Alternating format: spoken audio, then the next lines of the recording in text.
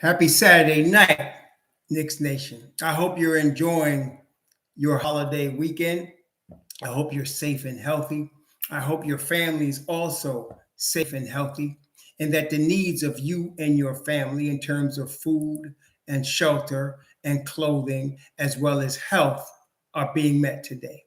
Blessings upon those that work in the healthcare field, along with the first responders, trying every day to save lives. Blessings also upon those that pick up garbage for us, even on holidays, to keep streets and sidewalks and parks and buildings and stairwells clean. Also upon those also that make deliveries of all types of things, from mail to food and water to gifts for our convenience. Double blessings on the men and women that are out here trying to help rescue, deliver, and recover the victims of child molestation and pedophilia, the teenagers and the children. Victims also that are victims of prostitution and child prostitution, victims of pornography, child pornography, victims also of human trafficking and sex slavery. Double curses on the perpetrators, on the perverts and the profiteers that act in this heinous industry. Finally, blessings upon the homeless. There are nearly 600,000 men, women, and mostly children that are homeless right now. And millions around the world, similar or worse conditions, mostly children. Blessings upon those children, for theirs is the kingdom. So there was a basketball game last night. The Knicks lost by 1 point with 0.4 of a second left to the Chicago Bulls. We'll talk about that, as well as the Knicks have a holiday game, which is why we're on tonight, because the holiday game tomorrow is on at noon. It's a very early game at noon tomorrow. So, and they're playing Philly. So let's start with the Bulls. We knew coming into the game that the Bulls were looking for revenge. Knicks swept them last week. Welcome to the chat. Sorry about that. My bad. Welcome to the chat. Pudge Nice, Seeker, Yashaya, Guilford, Aaron, Spalding, Cash Out James, my brother. Welcome to the chat, all of you guys. But we knew the Bulls were having been swept by the Knicks the week before in Chicago. They were going to come playing extremely hard against the Knicks on Friday night. Not only that, we knew that the Bulls had just won 2 straight games. They had, snapped their losing streak, and they was coming on to, of 2 straight wins. They wanted to continue that. Now, with all that being said, the Knicks still could have won this game. But I feel like this loss was actually a blessing in disguise, and I'll tell you why. First, let's talk about what I'm seeing most people talk about. I'm learning not to pay too much attention to Twitter, because Twitter is kind of like the kingdom of overreaction. That's what I'm finding. Twitter is the kingdom of overreaction. Anybody that's a drama queen that wants to overreact to stuff will usually express themselves on Twitter. So you can't pay attention too much to that, because and any little rumor is almost like catnip, to a lot of people, and they start jumping all over it like it's something that the Don himself has stated and is going to happen, which is usually bullcrap. But let's talk about being tired.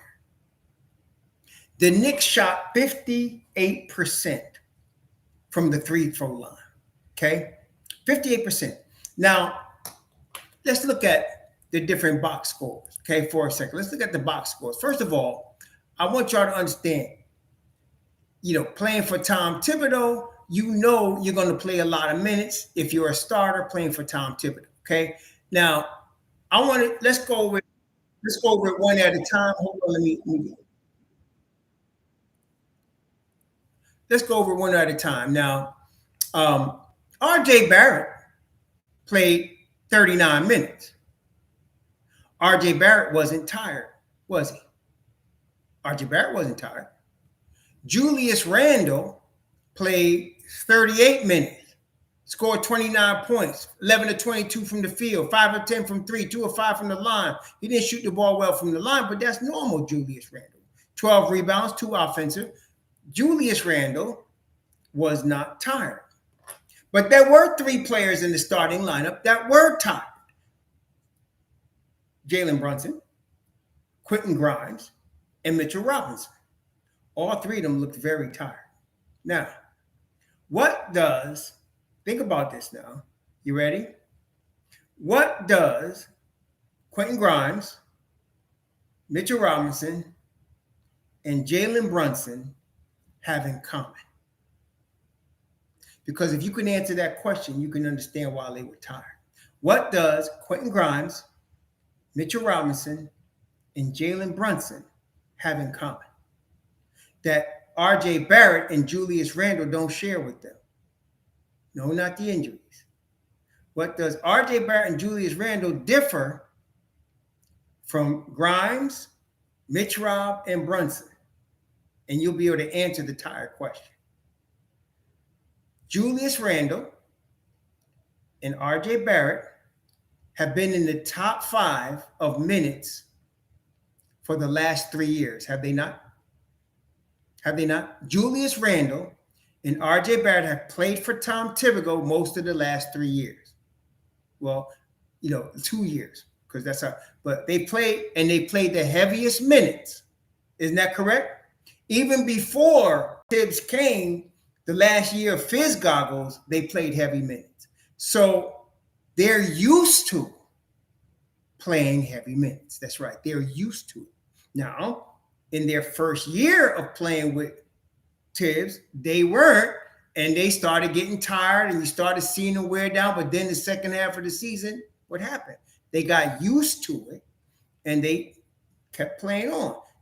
Grimes has never played this kind of minutes in his life. Mitch Rob has never played this kind of minutes in his life. And Brunson has never played this kind of minutes in his life, ever. Okay? Brunson wasn't a full-time starter for Dallas, and so he didn't have to play 38 minutes a night. Mitch Rob, his first 2-3 seasons, we know he was hurt, or he was a rookie and fouling out a lot. And then last year, he wasn't playing heavy minutes. I think he was getting 23 minutes, 24 minutes a game. And so you have 3 guys that are not used to these type of minutes. And it showed. Grimes was a step slow. He was trying, but he was a step slow. But really showed, look, with all that happened last night, if Grimes would have hit his 2 free throws and Brunson would have hit his 2 free throws, the Knicks win that game. Did you hear what I said? If Grimes would have hit his 2 free throws and Brunson would have hit his 2 free throws, the Knicks win that game. Okay? Because then it'd been 121-114. It becomes a 3-possession game.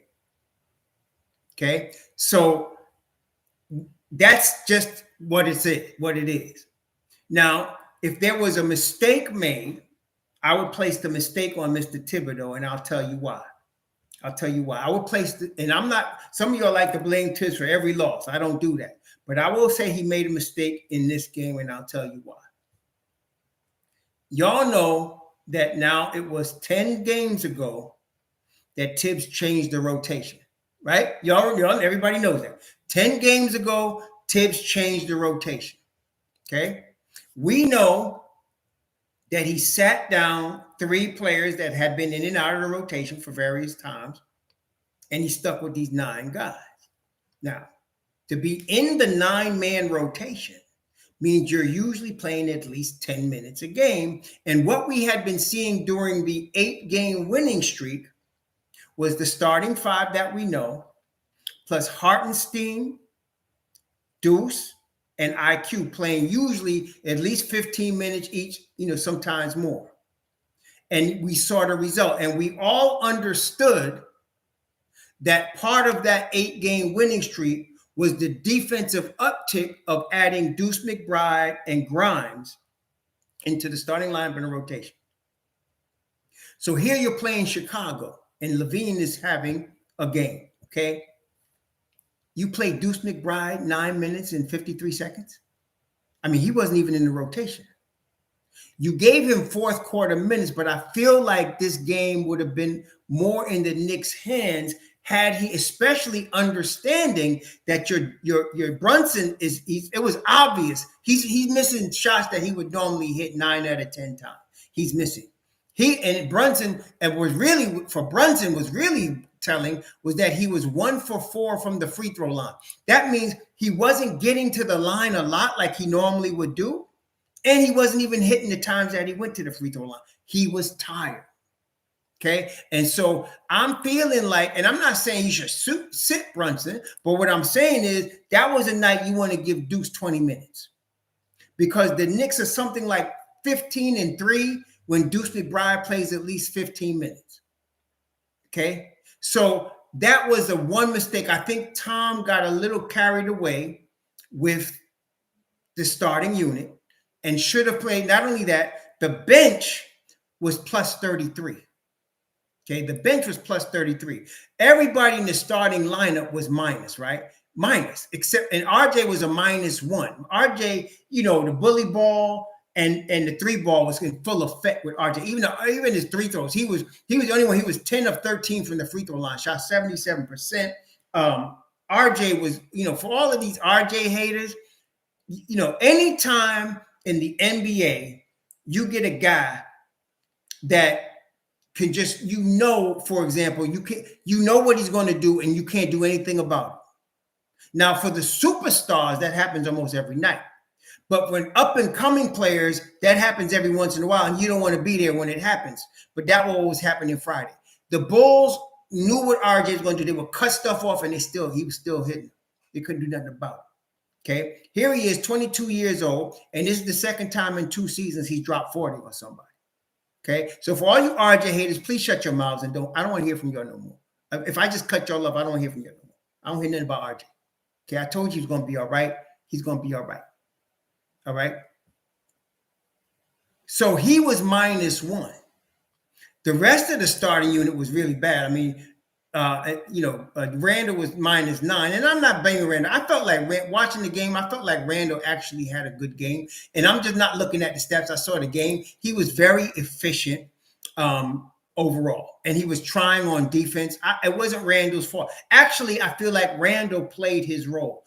I feel like the tiredness from Mitchell Robinson cost them on defense. The tiredness from Brunson cost them on both sides of the ball. Okay, because Brunson not only didn't shoot the ball good, he was letting guys shoot. He wasn't getting out to the shooters at all.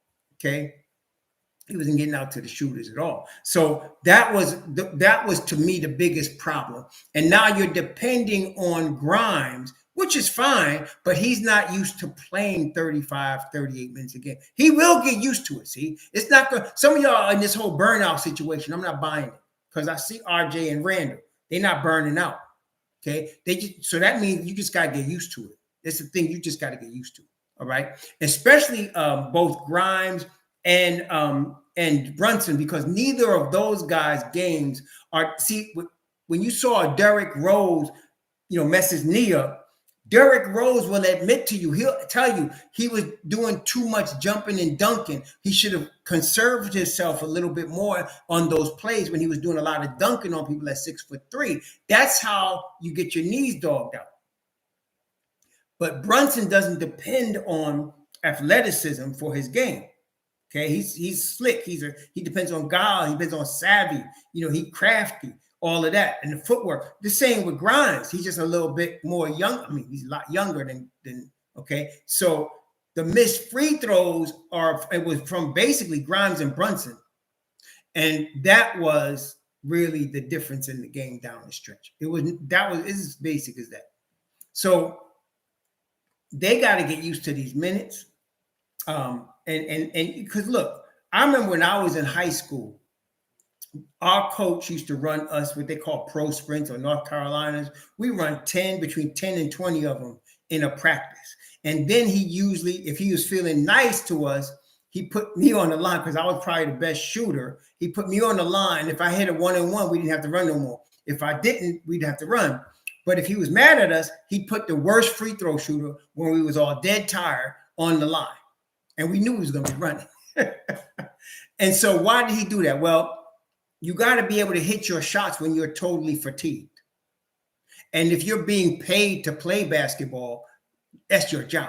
I don't care how, you got to be able to, you could play 48 minutes. You got to be able to hit your free throw, period, in the story. But I will give Grimes and Brunson and Mitch Robinson out because they're not used to playing these type of minutes. They've never played these type of minutes in their whole life. And so, here we go. So we're going to have to put up with that a little bit. I mean, Tibbs ain't going to change it. He ain't going to give them a break and take them out. He's not doing that. But again, I do have art with him because he changed the rotation and added Deuce McBride to the rotation, and all of a sudden he only plays him 9 minutes and 53 seconds. That didn't make any sense to me, especially if you want perimeter defense. Okay, both teams shot a high percentage from the three. The Knicks shot 46% from three, and the Bulls shot 45% from three. Now, that sounds good, but the Knicks in their new rotation don't be giving up that kind of percentage from three. They've been one of the top defensive teams in the league in three-point percentage on the defensive end during that streak, during the last 9-10 games. So, and that's a big part of Grimes and Deuce. Okay, so you have to me, Tibbs made the mistake. He should have played Deuce more than he did. Deuce should have had at least another 6-10 more minutes in the game. That would have made a difference. That would have made a difference, especially in the game that they lose by 1 point with 0.4 seconds left. That would have made a difference. And of course, again, it goes back to 4 missed free throws in the last 60 seconds of the game. Brunson needed to hit his 2, Grimes needed to hit his 2, and those 2 guys are usually our best free throw shooters. They've been lights out right there. Okay, so this is good. They need to learn from this. They all need to know what they're dealing with, what they're up against. They look at the film. This was going to happen, and hopefully Tibbs learns that he got to stop screwing around and play Deuce the 9-man rotation that he was doing during the 8-game winning streak. Okay, that's the change that was made there. He didn't play. He wasn't even. You got to at least have 10 minutes to be a rotation guy. He had 9 minutes and 53 seconds. Come on, you can't expect to play perimeter defense, one of your best perimeter defenders only playing 9 minutes, 53 seconds. You just can't do it. Okay. So we're going to have to see what happens now. This is the thing that's the problem. Tomorrow, we're playing a matinee game. Problem number 1. It's a matinee game. Problem number 2. The guys were tired. Mitch Rob he was tired. He was not playing with energy. And you could see that when you watch the game. He was not playing with energy against Chicago. He just wasn't. It gets worse. This ain't Vucevic he's dealing with on Sunday. This is Joel Embiid. Okay? So, yeah, there's that. They can't be tired in this game. They got to come to play. As a matter of fact, let me see what the Phillies injury report looks like, because I want to see what they list. If Tyrese Maxey's coming back, I need to see that, because that's going to be a big factor if he comes back tomorrow. Let's see here. Maxey, let's see. Maxey is out against the Knicks. Well, that don't mean they can't beat us, obviously, but he's out against the Knicks. They still got plenty enough to beat us. But here's another problem. Philly done won 7 straight. They're rolling. This ain't no joke. They rolling. And that's mostly without Maxey. They done won 7 straight. Okay? Yeah, they won 7 straight. So this is going to be a problem. Now, the only positive thing for the Knicks is that it's national TV. It's national TV. Usually the Knicks play well on national TV. Okay, usually they play well on national TV. So it's a nationally televised game, and so that works in the Knicks' favor. It's national TV. The last time they played Philly, they won by 2, but I don't think Embiid played that game. But here we are. It's national TV on ABC. The Knicks usually play well on national TV, so I'm hoping he's going to fly. Yeah, that's his game. He's a flopper. Embiid is a flopper, but and anyway, that's what we got to deal with. So I don't know what to say about Grimes, Mitch, Rob, and Brunson in terms of their tiredness, except I expect them to get used to it. Like I said, as the season goes on, they're going to get used to it and they'll start picking it up. It's almost like, the college players, when they come into the NBA, and that they hit that rookie wall when they're playing a lot of minutes, to hit that wall, because in college they used to play around 30 games, and then in the NBA, when they get to like that 40th game, they're tired and they hit the rookie wall, right? That's generally what happens. Well, I feel like Grimes, Mitch, Rob, and Brunson are hitting a little bit of a wall, not being used to playing this type of minutes. But I feel like they will work through it. The question is, when will they work through it? I'm thinking at least after the 40th game, but now that's not helping us tomorrow against Philly here. That's the problem. That's not helping us tomorrow against Philly now. See, the Knicks done played 32 games, and we may have a problem. So we just got to pull for our squad. Hopefully Tibbs does play Deuce McBride more than 10 minutes tomorrow. And hopefully Grimes, I expected a bounce back Grimes game from I said that in the video. I was expecting a bounce back game from Brunson, but watching the game, I didn't realize how tired he was until I actually saw the game, I didn't realize how tired he was. I don't think Mitchell Robinson actually has been staying out of foul trouble for the most part. He has been staying out of foul trouble. Foul trouble is not an issue. The problem whenever Mitch Rob gets in foul trouble is because the refs are being doofuses. That's all. It's not Mitch Rob. Mitch Rob only had 3 fouls in the last game. Really what we need to do is get RJ to not turn the ball over. RJ's dropped 44, and the Knicks only had 10 turnovers as a team, which is excellent. But 6 of those was RJ. Okay, 6 of those turnovers was RJ. So we gotta keep hold of that ball a little bit better, baby. He's got to take care of that ball a little bit better than he did. That's that. But I'm not worried about Mitch getting in foul trouble, except the referees are starting to act a fool. And if they're being inconsistent and calling stupidness, then we might have a problem. But usually Mitch Rob has been very good about staying out of foul trouble. Okay, very good about that. So for tomorrow's game, Mitch Rob has got to come to play against Embiid.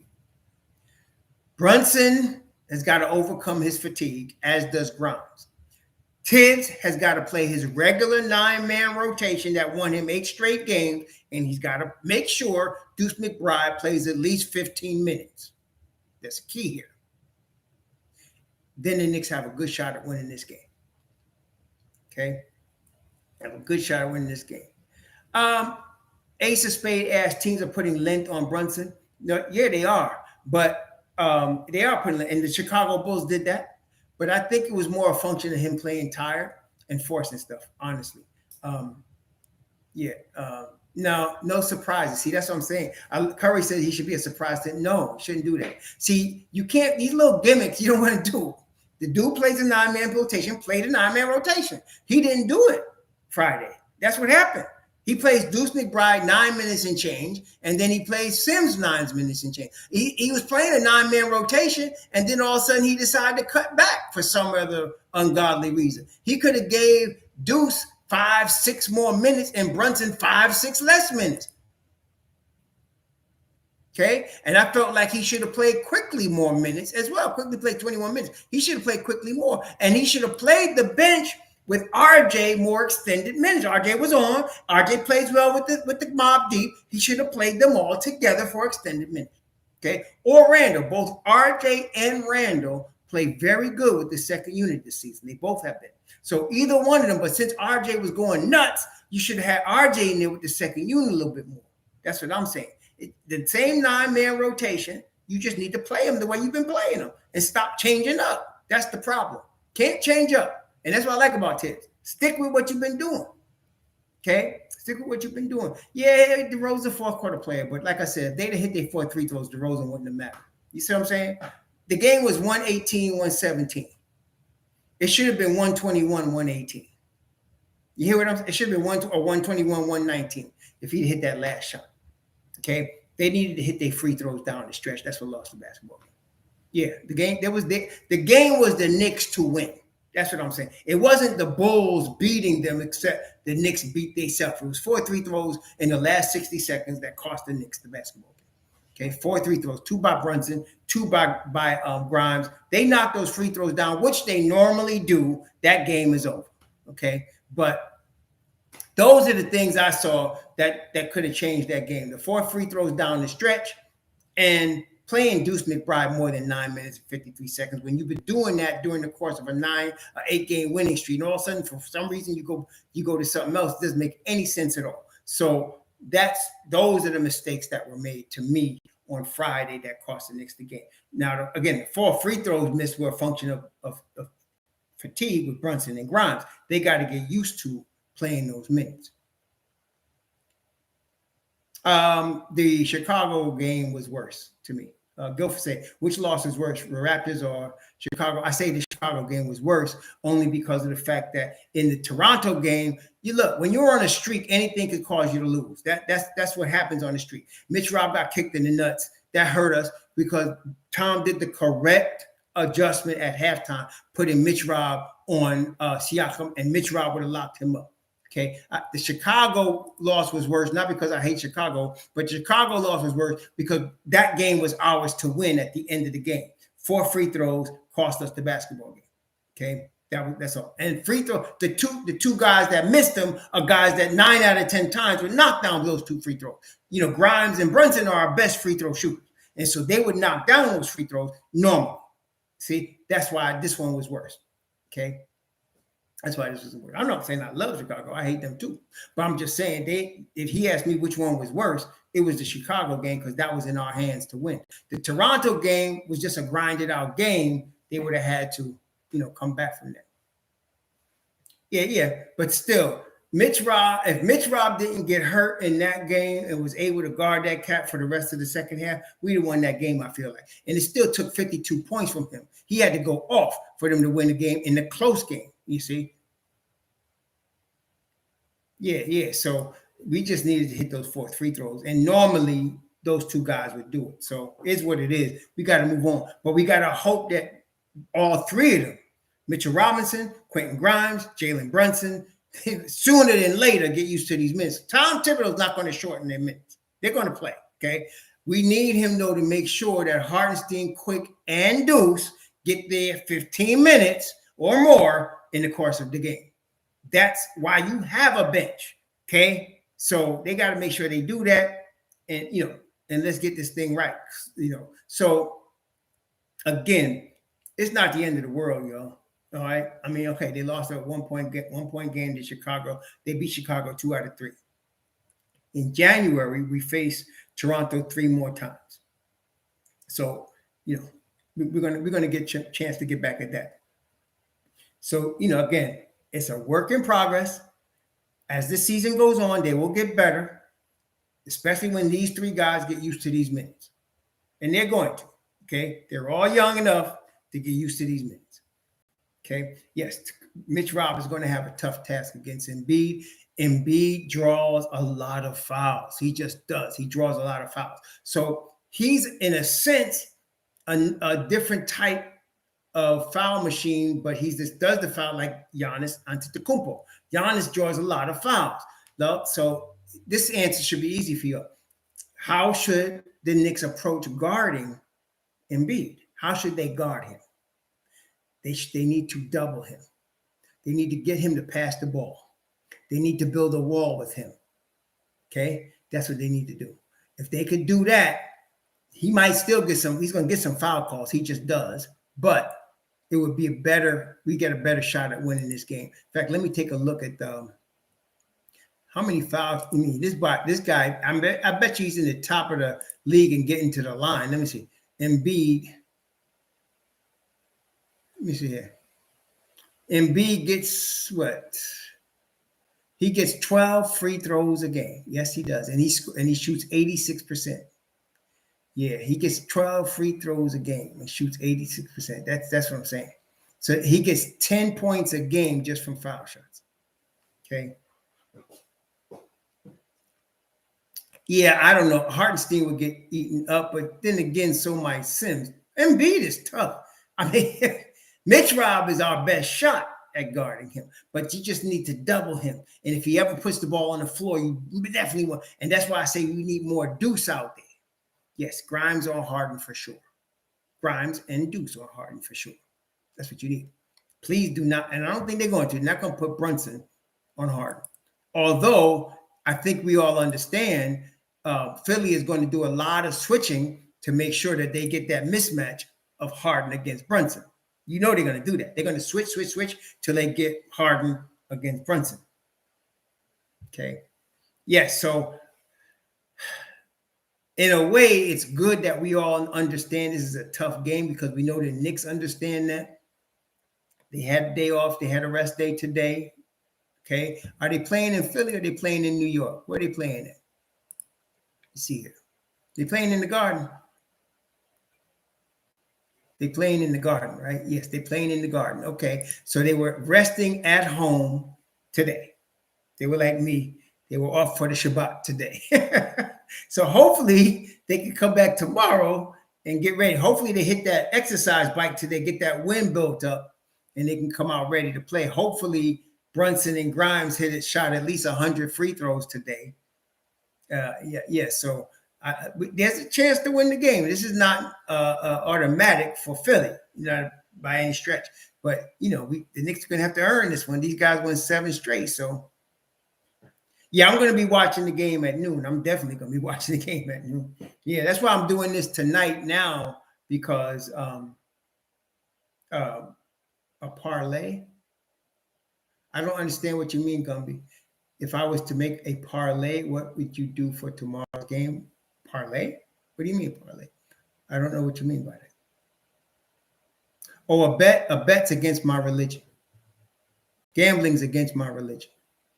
So I wouldn't even entertain a bet. It's against my religion. Yeah. Bets against my beliefs. So I wouldn't. I wouldn't. Okay. So yeah. But so that's that. But that's why people say, well, how much you want to bet? I don't bet. I'm not going to bet. But I think it's 50. I'm not going to guarantee a Knicks win. But I think we can win. I think we can win. I think we can win. What y'all think? I think we can win. What y'all think? I think we can win. I think we win this game. That depends on how the referees are going to call the game. But if Grimes comes back and plays the way Grimes does, a couple of ifs. I need Grimes to come back and play Grimes style ball and not miss free throws. I need Jalen Brunson to not miss free throws. And I need Deuce to get 15 minutes tomorrow. And I like our chances. Okay? That's what I'm saying. I like Deuce to get 15 minutes, at least. I like Grimes and Brunson to play their game. I'd like Mitch Robb to come ready to play. He looked really tired Friday. And yeah, Brunson definitely needs to play better. And the thing is, one thing I'm confident of, that Brunson understands that. See, he knows he needs to play better. That he knows. He knows that he sucked up the joint. The last 2 games, Brunson has sucked. Period. End of story. I think we all agree. Last 2 games, Brunson sucked. Man, he's just stunk. 5 of 15 yesterday from the field, 1 of 3 from 3, 1 of 4 from the free throw line, -12. He had 9 assists, but what the hell? I mean, this guy stunk yesterday. It was just simple as that. Okay. So, and it's partially I blame Tibbs. Like I said, you ain't had to play the young boy 38 minutes. You could have played him 33 minutes. You could have played him 32 minutes and gave Deuce 6 more minutes. That would have helped us. Okay. But yeah, so a Christmas Day game, we don't, if people ain't turning in and bringing their kids to watch the game for the refs to take over the game. Okay. Who is starting for Massey? They have, I think, Shake Milton. Shake Milton's been starting. I think Shake been starting for Massey. I think it was Shake Milton. No! They've been starting the guy they got from Memphis, man. They've been starting DeAnthony Melton, right? Gambler's right. See, Gambler's right. They've been starting DeAnthony Melton. That's who they've been starting. They've been starting Melton. Yeah, and that's why they won 7 straight. They've been starting DeAnthony Melton. Okay, yeah, they've been starting DeAnthony Melton, man. So, yeah, they've been starting him. Salute my man Castle King. Yeah, they've been starting Melton. So that's part of their 7-game win streak. And Doc Rivers said he ain't changing that. Matter of fact, they was talking about having Maxey come off the bench because they've been winning 7 straight. But I can't, they ain't gonna run the table. They're gonna eventually lose just like the Knicks did, right? So Maxey should be the starter. But Melton's been killing. They got a nice trio with Melton, Maxey, and James Harden. They got a nice trio. They got a nice trio right there. So, but so do the Knicks with Deuce, Grimes, and Brunson. And they got to just play them like that. And IQ, they just got to play them. Tibbs has got to quit playing around and get Deuce in the thick of things here, because that's how you're gonna get this W. Okay. Yeah, so this is going to be a good game, though. It's a good game. I hate that they starting it so early, though. 12 o'clock is really early for a basketball game. It's really early. They could have started it at 3 and, at 2, but they started it at 12, man. Well, I don't want to say it's luck. DeRozan is that type of shooter. If you know anything about DeMar DeRozan, he hits those shots. But like I said, if the Knicks hit their free throws down the stretch, DeRozan wouldn't have mattered. Yeah. Yeah. If they'd hit their free throws down the stretch, DeRozan wouldn't have mattered. They'd have still won that game. Yeah, I know, Kenny. And it's always early. They always do a Saturday matinee at some point in the season. They do an early Christmas game, and they do a matinee for Martin Luther King Day. The Knicks usually win on Martin Luther King Day. They usually play pretty good on Martin Luther King Day. They don't play good on Friday night. Knicks, y'all, we know that. And that's what happened there again. I can't remember, though. Christmas last year, they won because Kemba dropped like 40. They played Boston, and I think Kemba dropped 40, right? Yeah, Harden is not the same, but you still can't sleep on him. Harden ain't the same, but you can't sleep on him. You can't sleep on him. He still could drop 40 on you at a time. He's still James Harden, so. Yeah, so the Knicks usually do good on MLK Day at the Garden. Last year, Christmas, they beat Boston on Christmas, and I think it was, like I said, Kemba, I think, dropped 40 on him. Oh, did he get triple dub? They won that Christmas game, though, right? Age 22, they won that Christmas game last year, right?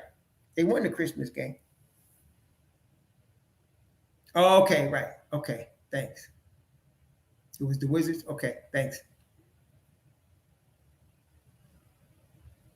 Yo, if they could get rid of, I don't like the song. I don't like it gives a bad taste in my mouth. And I just don't want to see it. They should just change it up. Please just change up Friday nights. Change it to something else, man. We always losing on Friday night. I hate it. You know what I'm saying? Shoot. Do something. I don't care who you get. Go get somebody. I don't know, somebody. You got plenty of people in New York you could get. Something, right? I don't care as long as it ain't that dude. And this making the brother look bad too. The dude that sings it, he's a good singer, but I mean, it's making him look bad. That little Sambo statue. That's like, dude, man, you're making brother look bad. I would tell him, unless they still paying him. All right, if he getting the checks, let him get paid, right? But I'm just saying, dang, it just looks bad, man. Sure. Anyway, I don't like how it sounds. It make him, I don't like it. And then we keep losing on Friday night. See? Anyway. Yeah, right. I like that, Guilford. Let's do that. Let's do that. Well, and look, and you know what? Even use the same brother, but let's make a different song. You understand? Use the same brother, and let's make a different song. Right? I mean, let's do that. Just some. Dolan should see, look, we keep losing on Friday night. Can we change that mess up? Change it up. Do some. You could use almost anybody. They got the money to do anything they want. They could use anybody.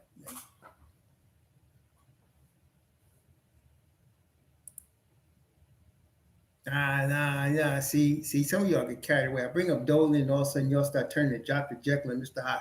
I like James Dolan. I ain't got nothing against James Dolan. Okay? James Dolan's the first owner in NBA history to have an all-black front office. James Dolan is still paying Latrell Sprewell after he broke and gambled away all his money. James Dolan is still paying Larry Johnson after he had a gazillion kids and had to pay away all his money. James Dolan is still paying John Starks, who would get bagging groceries in Oklahoma. James Dolan is still paying Allen Houston. So yeah, I'm not dissing on James Dolan just because the media want to diss on him because he told them they can't come in the locker room. Don't come in the locker room. I don't care about the media. You understand?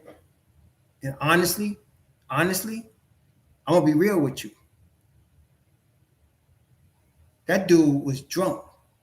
You know what I'm talking about. Oakman was drunk. He was in there acting a fool drunk. And that's why he got thrown out. He was being stupid. All that.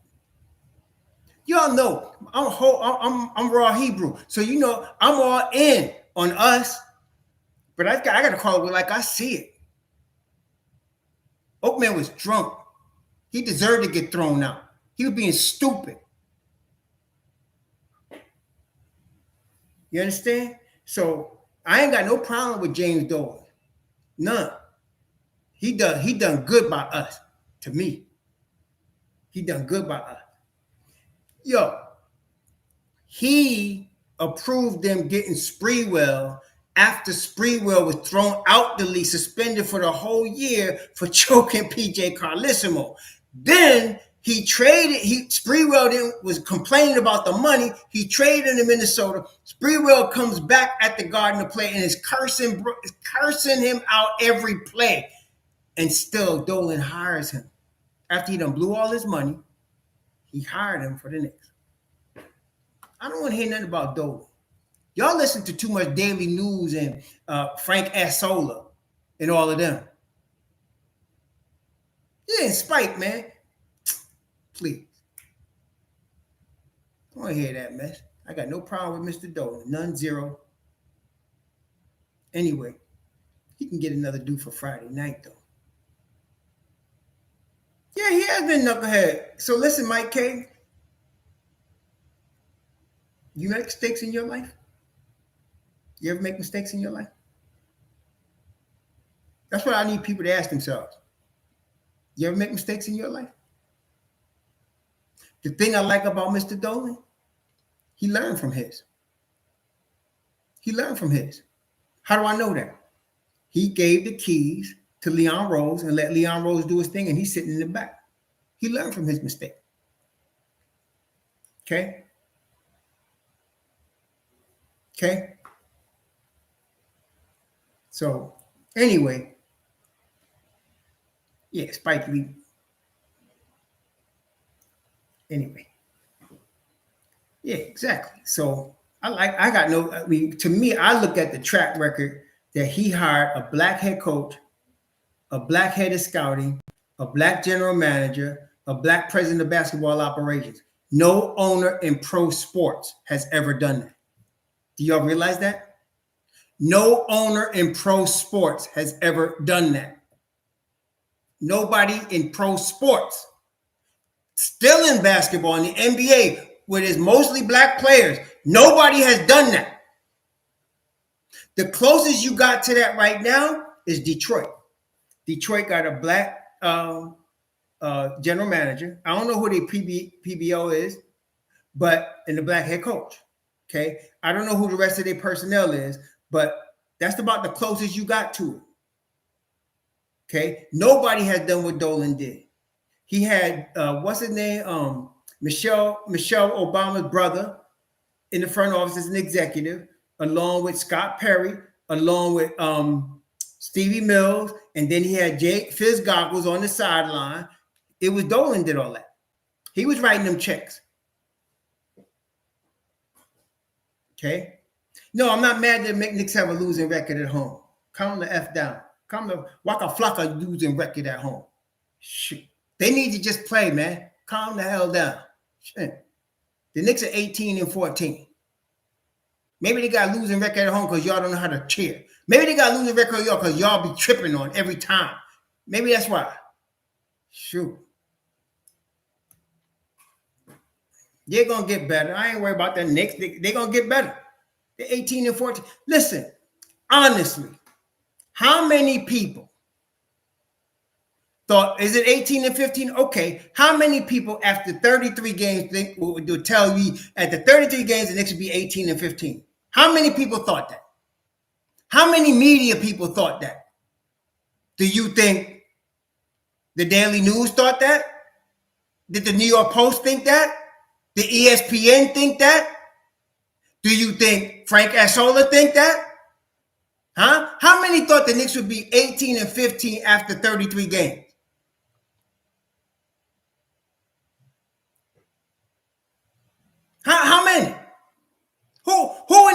big platform, all these experts, all these dudes supposed to be doing. Did anybody in Bleacher Report think they were going to be 18 and 15 after 33 games?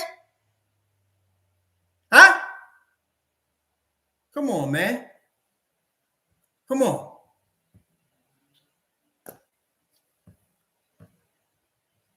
That's right. In a long time, Andrew, that's right.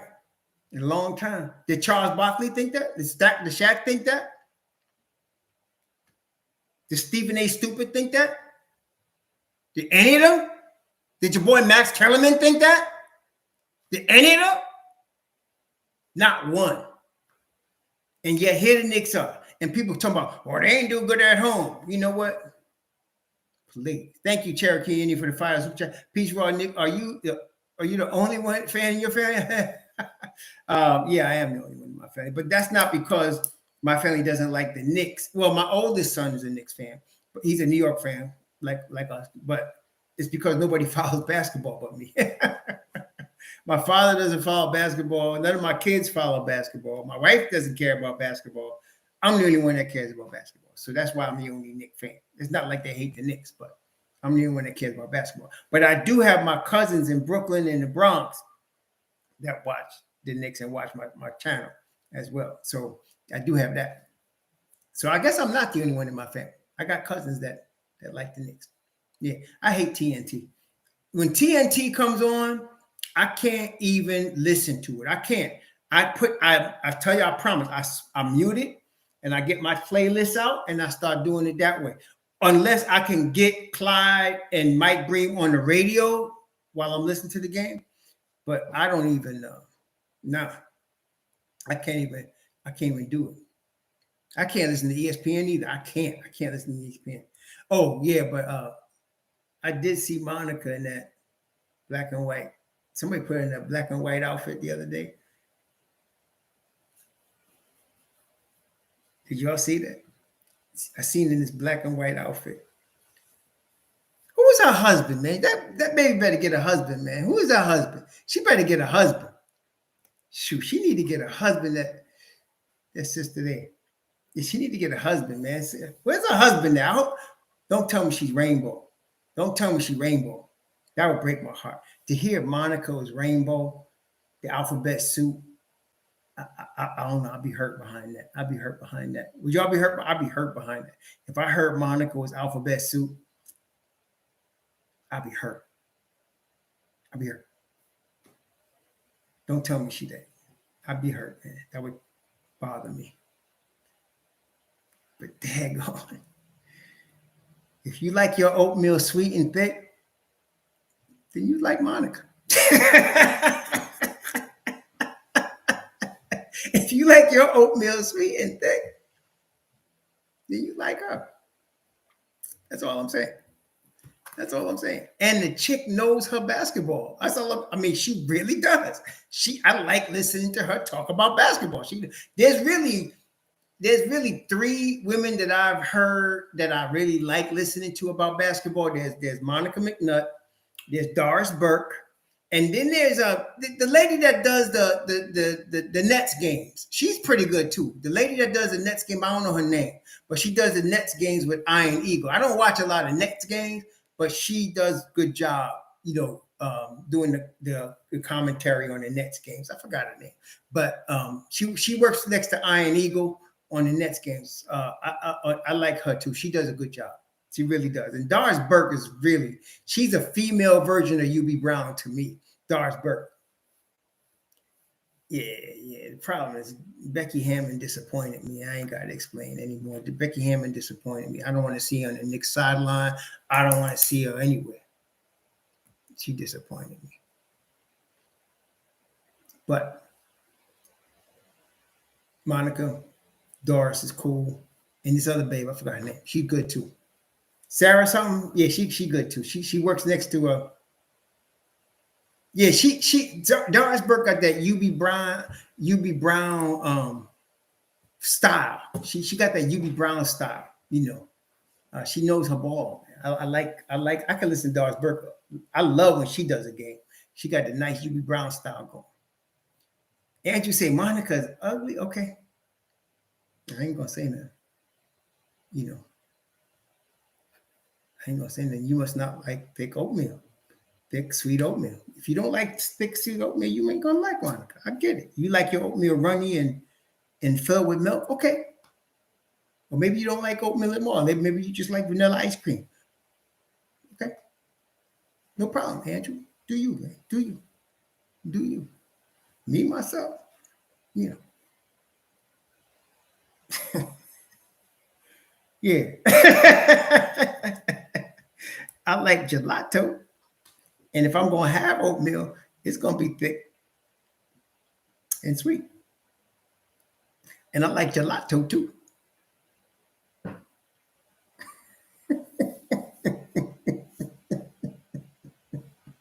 That's all I'm going to say. But it's not for everybody. It's all good. It's not for everybody.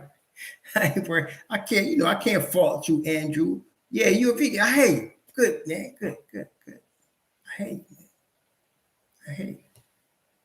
Nah, don't say that, D. Don't say that. Don't say that, D. Don't say that. Don't say that. Don't play. Don't say that. Don't say that. Yeah, he vegan. He vegan. Vegans like oatmeal though. I was a vegan for 20 years. I don't even eat oatmeal anymore because it's a carb. I'm on keto now. I'm on keto. So I'm staying, trying to stay low sugar. I was a vegan for 20 years though. So I like oatmeal. I liked it nice and thick and sweet and brown. I like oatmeal.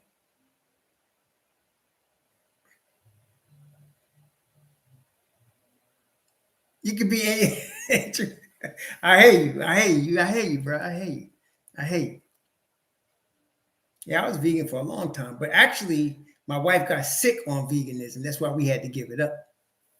The doctor said she was she ate too much tofu and wasn't getting enough stuff for her gut health, and then myself, I was getting fat because I was eating too much sugar. Being vegan, sugar is vegan. The keto has been good for both of us, actually. Yeah. Don't break on Andrew because he said Monica. He don't like Monica. But Andrew, you went a little hard on Monica. I'm just saying, you went hard. You could have just said she was not attractive to you. You could have said that. You ain't had to go too hard. See, you didn't awaken all the Monica hive here. See what I'm saying? You didn't awaken all Monica hive. You can't come into Monica hive like that. I'm just giving you a word of advice. You can't come into Monica hive like that. You know what I mean? Well, Doris Burke, Andrew, listen to it. Doris Burke's not the most attractive looking person on television. Thank you for the $5, Cherokee. She's not, Cherokee says she's not, I'm not going to say exactly what you said, but she's not the most attractive looking woman you've ever seen. But I differentiate that when it comes to basketball knowledge. It just so happened that Monica McNutt knows basketball and she fine as hell at the same time. Not everybody has that. Okay, not everybody is. Okay. Yeah, we got the McNutt Hive, Andrew. You know you in McNutt Hive, bro. Come on, you in McNutt Hive. No, she definitely not. But Drake chap, that one can't account for taste. You know what I'm saying? One can't account for taste. But yeah, Doris Burke is not the most attractive sister, female out there. But she knows her basketball. I can listen to her talk about ball all day. She knows her basketball, man. Oh yeah, Blair. I don't agree with your Monica take, but yeah, Swin Cash, Taylor Rook, for sure. They're all on that same level. I'm all in. I got you on it. But did any of y'all see her in that black and white outfit she was wearing the other day? Oh my gosh, man.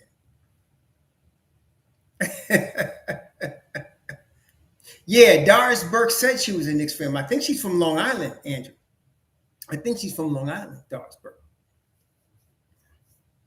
I think she's from Long Island. Yeah. Yeah, Monica's a bad girl, boy. I'm telling you. Yeah, no doubt. There's no doubt. Okay. Art is art. To me, beautiful women are like art. It's like living art. That's what it's like. You like art, that's what I'm saying. It's like living art, man. Period. Yeah. Yeah. Monica's gonna look good when she's 60 years old. She like that. She's gonna look good when she's 60. Okay, she's gonna look good when she's 60. She's not gonna age like, say, Doris Burke age. Certain people don't age well. I don't know say more about that. Certain people don't age well, right? But you know, I love listening to her talk basketball. Though Doris Burke, she know her ball. That's why I can listen to UB Brown all day talk about ball. UB Brown, you learn listening to UB Brown. In fact, I learned a lot listening to UB Brown, and I like when he coached the Knicks. Just that he coached at a time when they didn't have all the talent right. But I like UB Brown, man. I like UB Brown. You know, but yeah, we're fortunate in New York. In fact, I'd rather watch and listen to Doris Burke and McMahon McNutt than Alan Hahn and Wally, you know, definitely. And that little dude, what's his name? That little dude, man, you need to roll up his sleeves and do something else. What's that dude's name? Pedo, right? Pedo? Yeah, all right, Pedo. Yeah.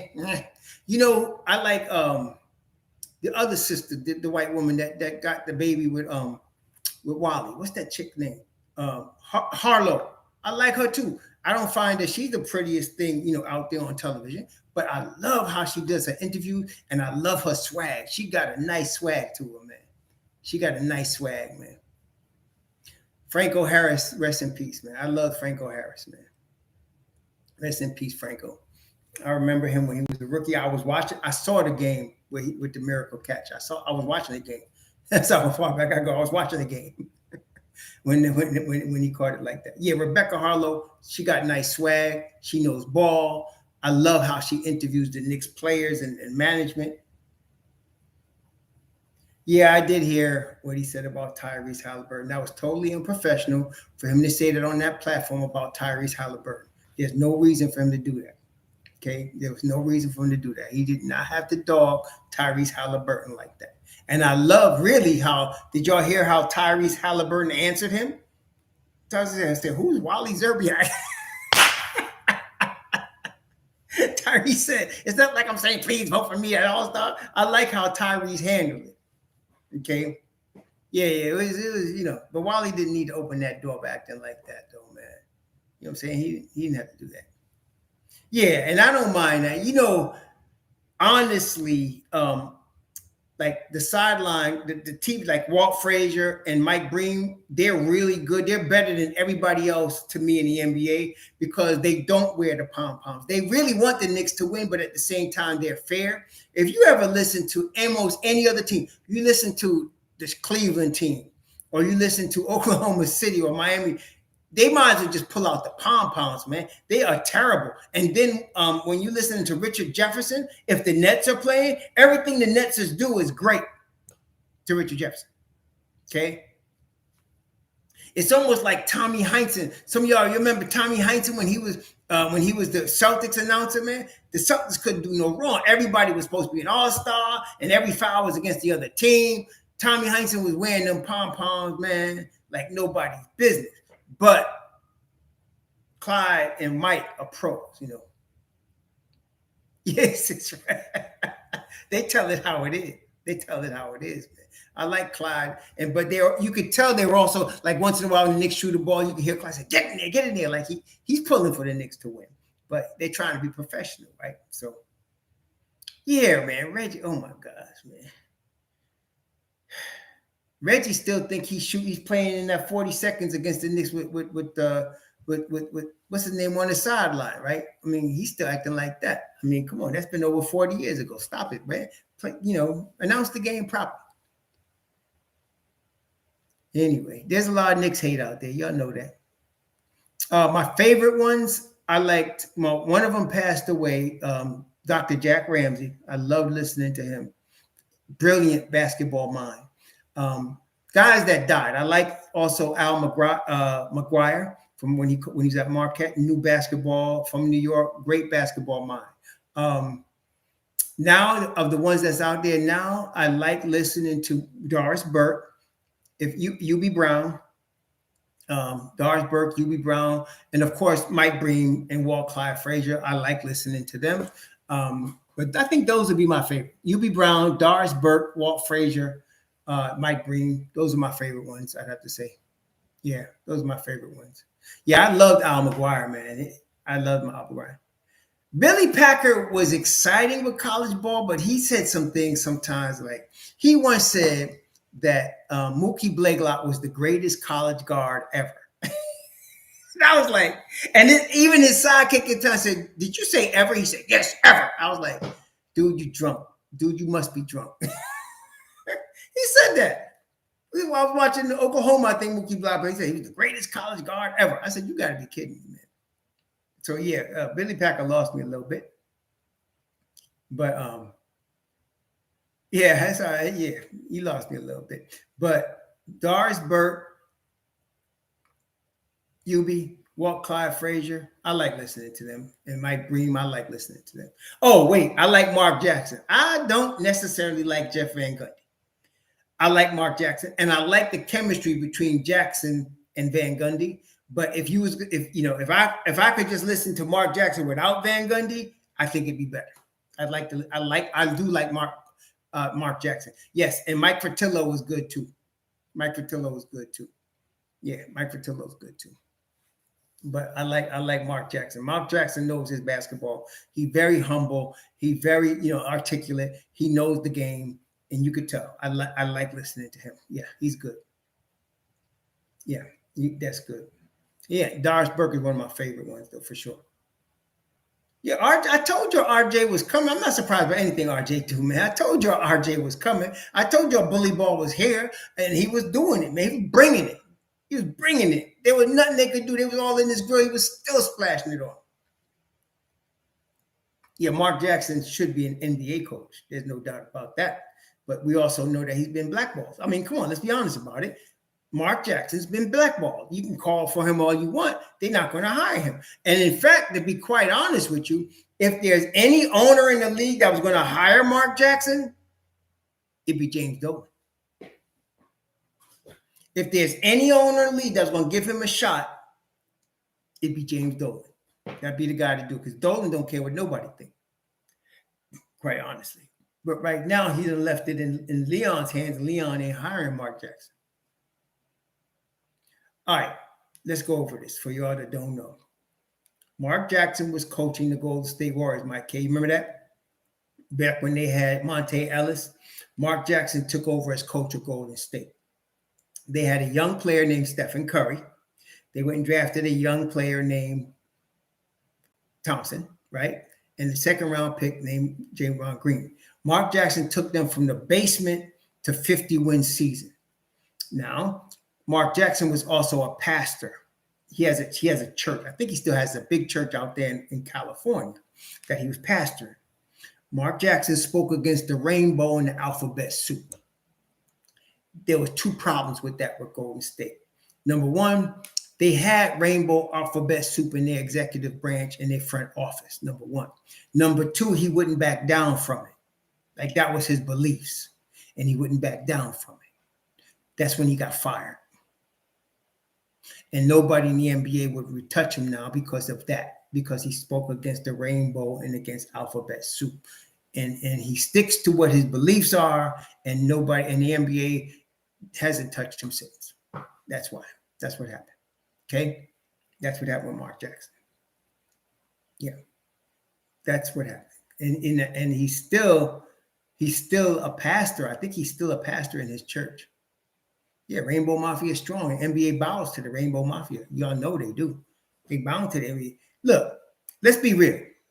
The WNBA has lost money every year that has been in existence. It's never made any money. And you got players in the WNBA that's demanding to be paid what NBA players are paid. You cannot pay WNBA players based on that. And the reason why is this. Why does LeBron James get $40 million a year or Stephen Curry? Why do they get that money? Because they bring in that type of revenue. The revenue that the NBA is bringing in from television and from radio and from people coming to the games and from paraphernalia sales like jerseys, that's what brings the revenue. That's why these guys get all this money.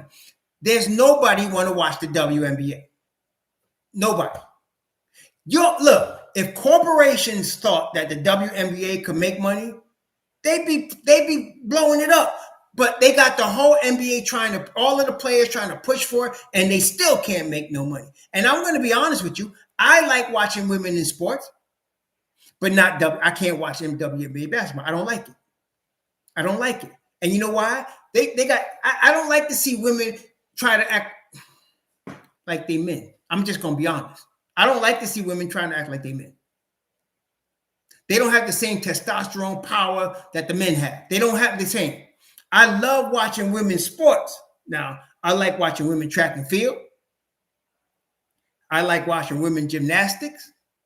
I like watching women figure skating. I could watch them all day. And I ain't going to front. I like the way they look in their uniforms.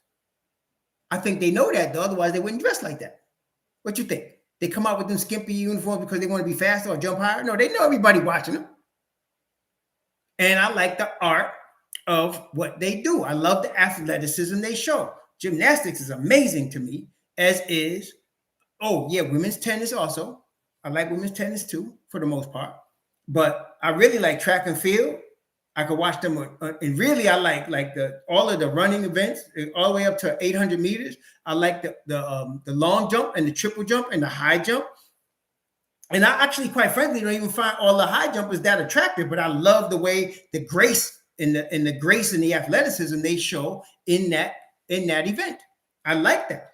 See, so I would pay to watch that. In fact, I do, because I pay for the cable. I would watch that.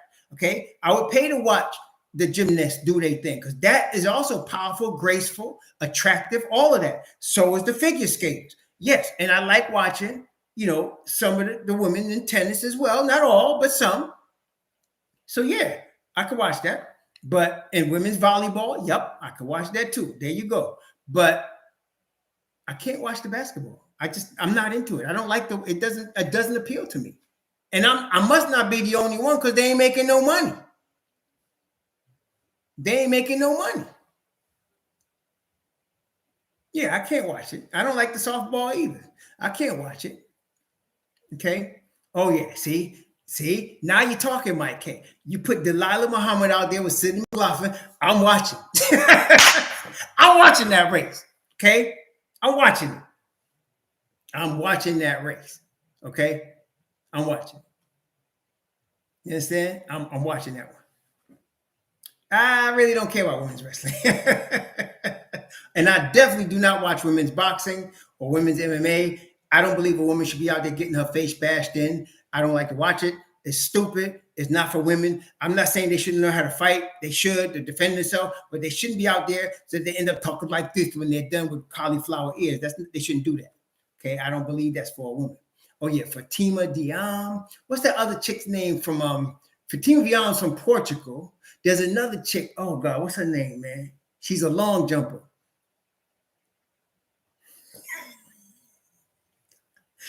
I'll watch that all day. All day. I watch YouTube video of them chicks, man.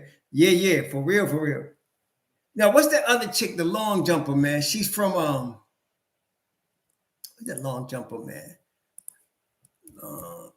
Women's.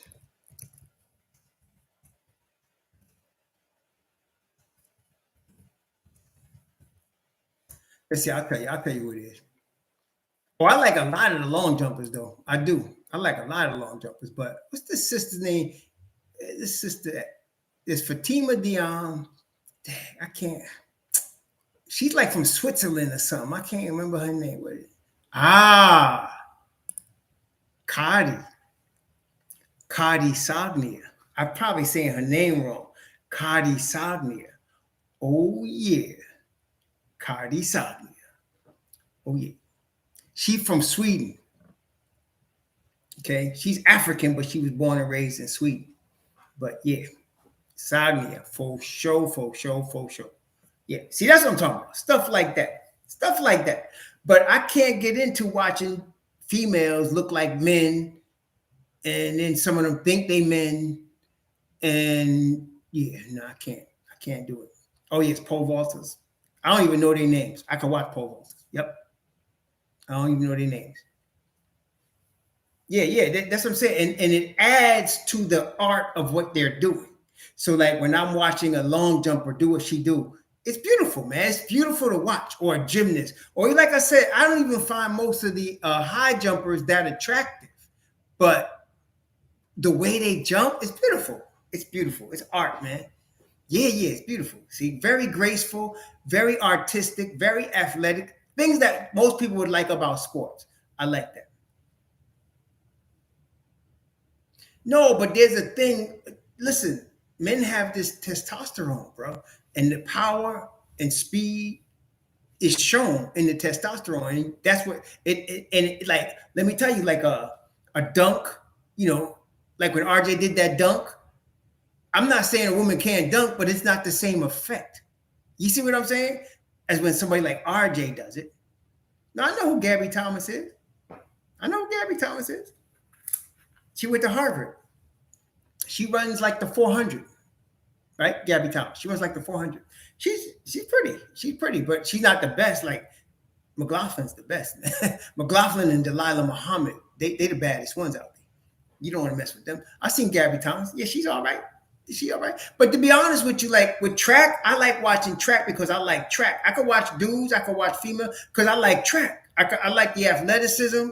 I like the art of it. I like track, man. There's this other sister that runs the 800. Aminu, what's her name? Something new. Nobody can't touch that chick, and she's not even. I don't find her to be that attractive, but she dominated. To me, the baddest. Y'all ever heard of Reese? What was her name? Something Reese, man. She was the female champion long jumper. And she looked like a frog. She leaped and looked like a frog. But dudes, when she jumped, like nobody could mess with it. And she walked like she walk up to the thing to get ready to do her jump. And when she do it, she go like this, like you're done. That baby was bad. She was a bad baby. I forgot her name. Something Reese. What was her last name? You know what I'm talking about. If you follow women's stuff, you'll know what I'm talking about. A thin move, something like that. She's a bad girl. Nobody can mess with her. And this other chick from Brazil that does the triple jump, she looked like she's about 6'7", man. She's a bad girl too. That's what I'm saying. I could watch that, man. But I can't watch the women's basketball. There's too many alphabet soup and rainbow looking people in there and people that think they men in there. Nah, I can't. I can't get into it. It just looking at me, I'm like, oh, I can't watch it. See? And like I said, I can't be the only one because they ain't making no money. Okay, they ain't making no money at all. Exactly. There's fitness, there's artistic things to it, there's grace to it, there's the competition, there's attractiveness. All of that comes together in sport. Now with the men, like you don't watch football or baseball or basketball because you're attracted, or maybe women do, I'm saying, but it's the power, it's the speed, it's the strength, it's the skill that you see. You know what I mean? That's different. You don't have that in women's basketball. It's just alphabet soup to me. And I'm not saying there's probably women in all those sports that are with the rainbow, but you can't tell by watching them. That's what I like. You can't tell they still. There was one girl I used to watch play. I liked her, and she was rainbow. But the way she played the game, it was like a lady doing her nails, and she was going to bust you up while she was doing her nail. What was her name, man? She played for Houston. She won a couple of championships with Houston. I think her name was Cooper. I think it was Cynthia Cooper. I think that was her name. Was it Cynthia Cooper? But she was a bad girl, though. She could play. I like watching her play. And then there's this homely child. She's very not attractive, but she could play ball. She plays for UConn, little blonde-haired girl. I forgot her name. Girl could play, though. I like watching her. She could play. But as a whole, I just can't watch the WNBA. I just can't. I just don't get into it, man. Yeah, Maya Moore. She could play, too. She's from UConn. Like this little blonde-haired girl that's there now. I forgot her name. She's from UConn. Little blonde-haired girl. She could play, though. Paige, yeah, that's her name. Paige Buchner, whatever. She could play. I like the way her game is. She got game. She could play. But what turns me off is most of them, and Bird could play, but she turned me off. She got married to some woman, and that she lost me. She lost me. And what's her name? And the other girl with the big nose that played for Diana Taurasi, she lost me. Another one that's all into the alphabet and all of that. Mm-mm. Mm-mm. Yeah. Yeah, Serena Williams is back. Yeah, she's back, no doubt. She was good, man. Both her and her sister. I like both of them. You know, but Candace Parker, she's pretty. I'll give her that. But I don't know. I just yeah, nah. Yeah, Brittany Griner. There you go.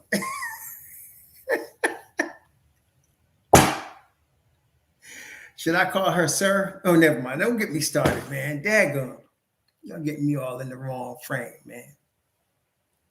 I don't know.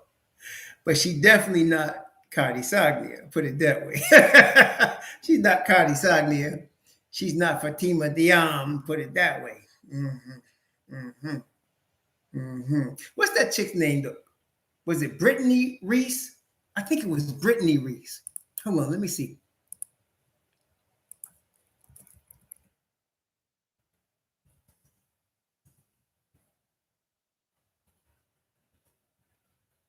Yes, Brittany Reese. That was her. Brittany Reese. She was a long jumper. Brittany Reese. Not the prettiest girl in the world, but when she jumps, it was art. When she get ready to do her long jump, she retired. But when she get ready to do her long jump, it was something to watch, man. It was something to watch. She could jump, baby. She could jump. She wasn't the prettiest girl in the world, but baby, she could do that jump, and I liked watching her, especially when the bigger the competition, the better she jumped. Yeah, I don't know what's up with Griner, except whatever. I'm glad she got released. You too. I'm glad Brittany Griner got released. So y'all trying to get me in trouble. I'm glad she got released. I'm glad she got released, okay? But I don't care about watching her play basketball or whatever. I don't care about that. I'm glad they got her out of jail. She was stupid going to Russia with weed, but Sharif Cooper's sister.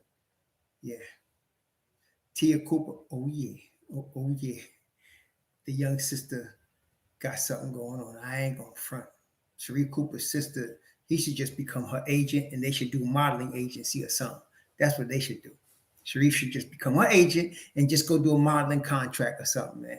Because that girl, Tia Cooper, oh yeah. Yeah, Tia Cooper. No, I don't watch UFC. No, I don't watch UFC. I watch boxing. I like boxing and not all boxing. My favorite boxer of all time is Money Mayweather, baby. Money Mayweather is the best to me. I like watching him. I like watching Sweet Pea, the man Sweet Pea. I like watching dudes that fight defensively. I like watching when he fought. I liked watching my man Lights Out. My man James Lights Out Tony when he was fighting middleweight. Bad boy. And then guys that know how to fight defense.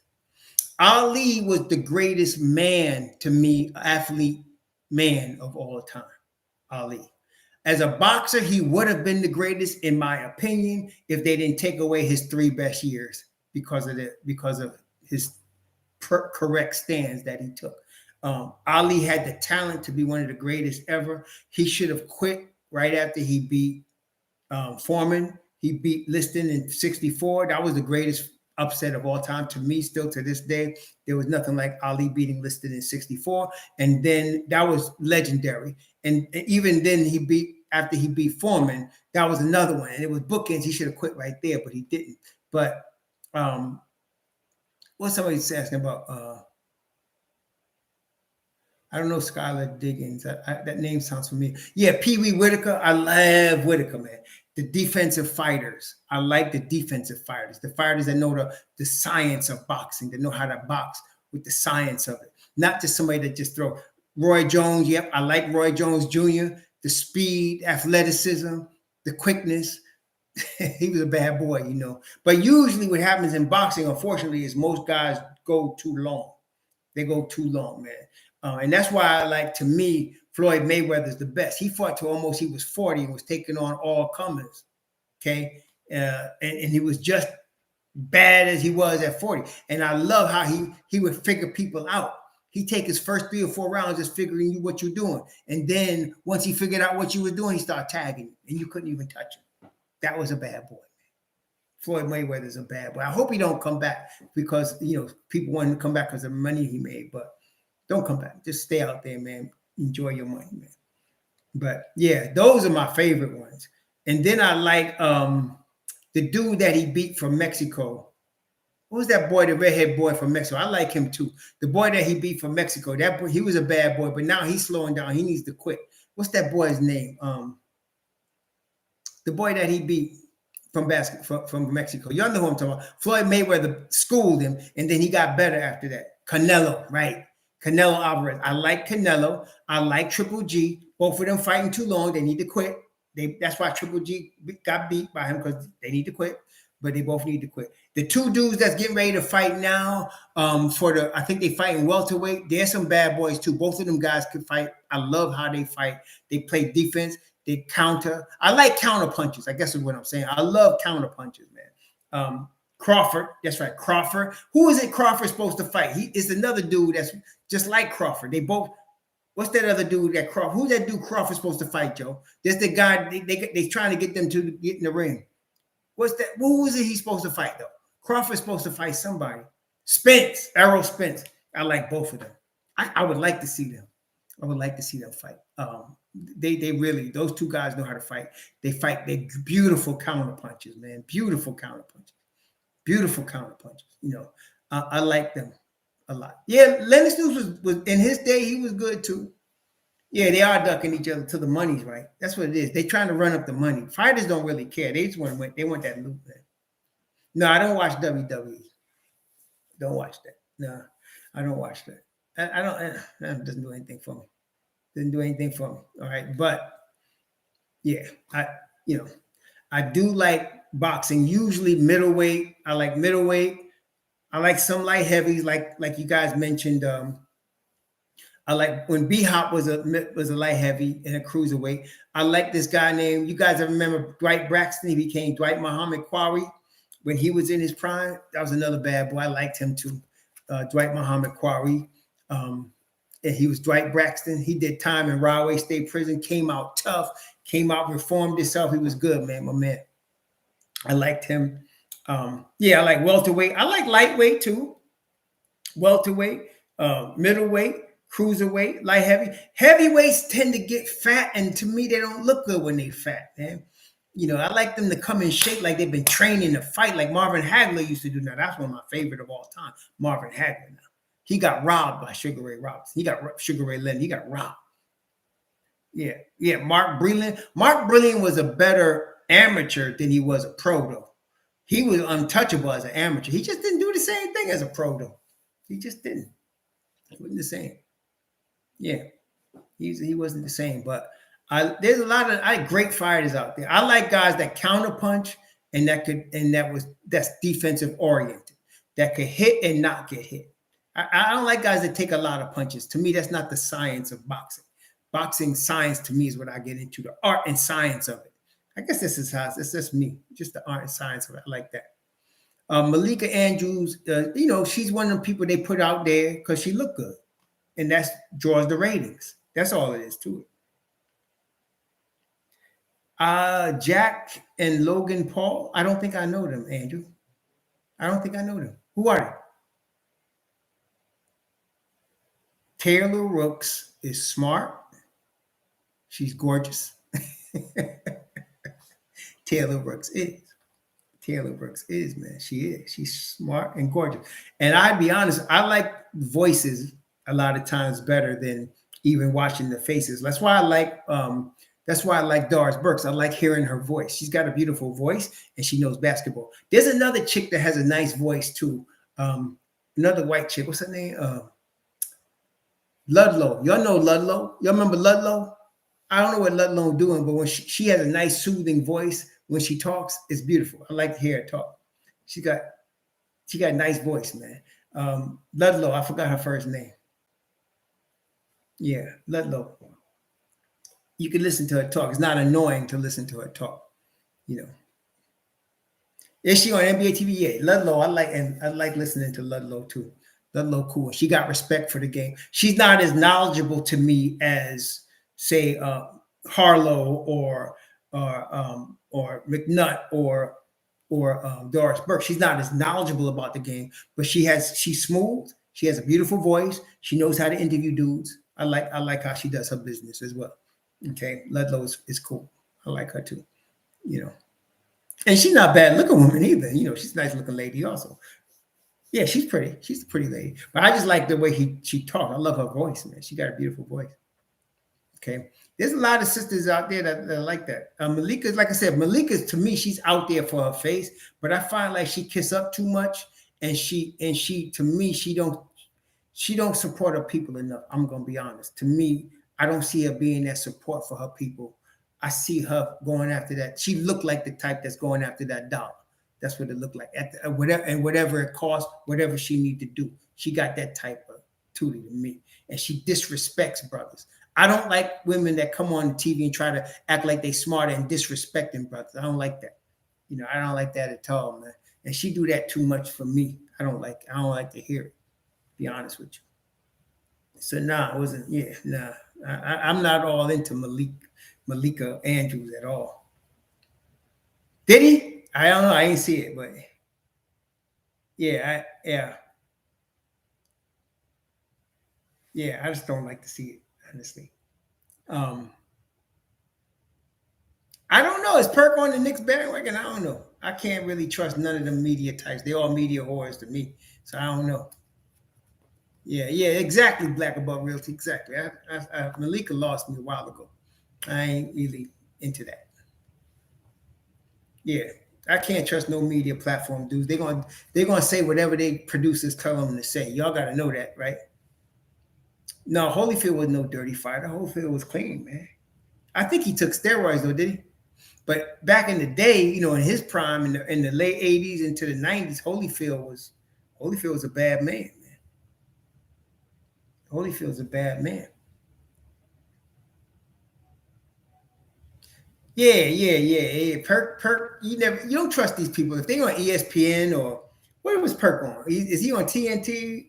Don't trust them, man. Don't even think they're gonna ever go. They'll love the Knicks when the Knicks win a chip. Thanks for the $5 CW fans. Hey, Rob, what do you think about Kuzma made trade talks in New York? Also, just with that RJ dunk last night was crazy. RJ's All-Star bound. I hope you're right about that. I don't know about the Kuzma to New York trade talks.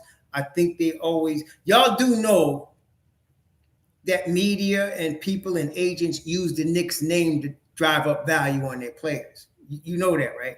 They use the Knicks to do that. That's a common, it's been going on for a long time. They use the Knicks name to drive up price on their players, right? You know that, right? So when I hear a trade CW flash, my question is, okay, Kuzma plays power forward, and he could also play 3.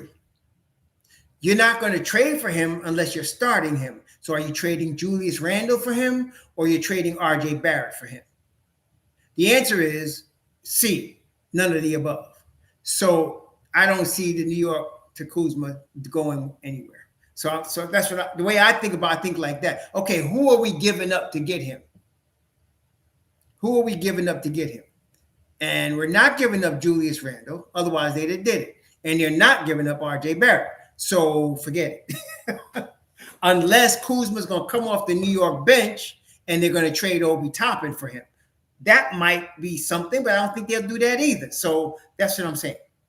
Obi is the only guy you could really trade for him because he's coming off the bench.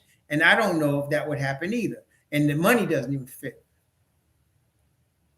I don't mind either Embiid or Porzingis. Somebody asked me the other day, Gilford, what superstar would they target? I said, well, I don't know. It depends on who's available, right? So I would definitely look at Porzingis because as much as Julius Randle is playing good ball, don't get me wrong, I like how he's playing.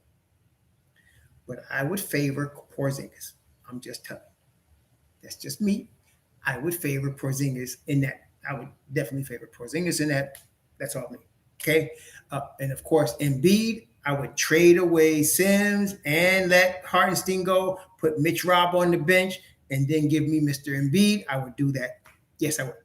No doubt I would do that. I would do that.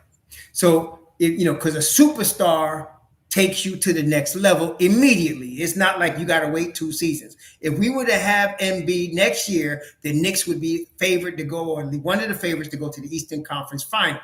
So you telling me, I don't know who we'd have to trade. We may have to trade Randall to make that money work. I would do it. I would do it. And you start Obi with Embiid and RJ. You bring Mitch Rob off the bench. We done. We doing that. I would do that. Oh, these are 2 different types of players, Andrew. It's hard for me to say. These are 2 different types of players. Embiid and Joker are 2 different dudes. 2 different dudes. They play 2 different styles of games. So I don't know. I would take either one of them. So I can't tell you who's better. I don't know, because I would take either one of those guys. Give me either one of them. We're going to the finals. I don't care which one. Give me one of them, and I'm going to the finals. Bye. Next year, we're in the Eastern Conference Finals. That's all I'm talking about. Okay? They both have strengths. Embiid is obviously stronger, right? He's the stronger of the 2. He's more powerful, right? Joker is more skilled. But that's not saying Embiid is not skilled, but Joker is really, really skilled, especially for a big man. And he sees the floor better than any 5 in the league, Joker does. So, they both got their strengths. They both do. Yeah. I did hear about the Trae Young trade rumors, and I'm wondering where he's going to end up. Now, I thought about what would happen if he went to the Knicks. No, you'd have to move Jalen Brunson. You can't have both of them. You have to move Jalen Brunson, okay?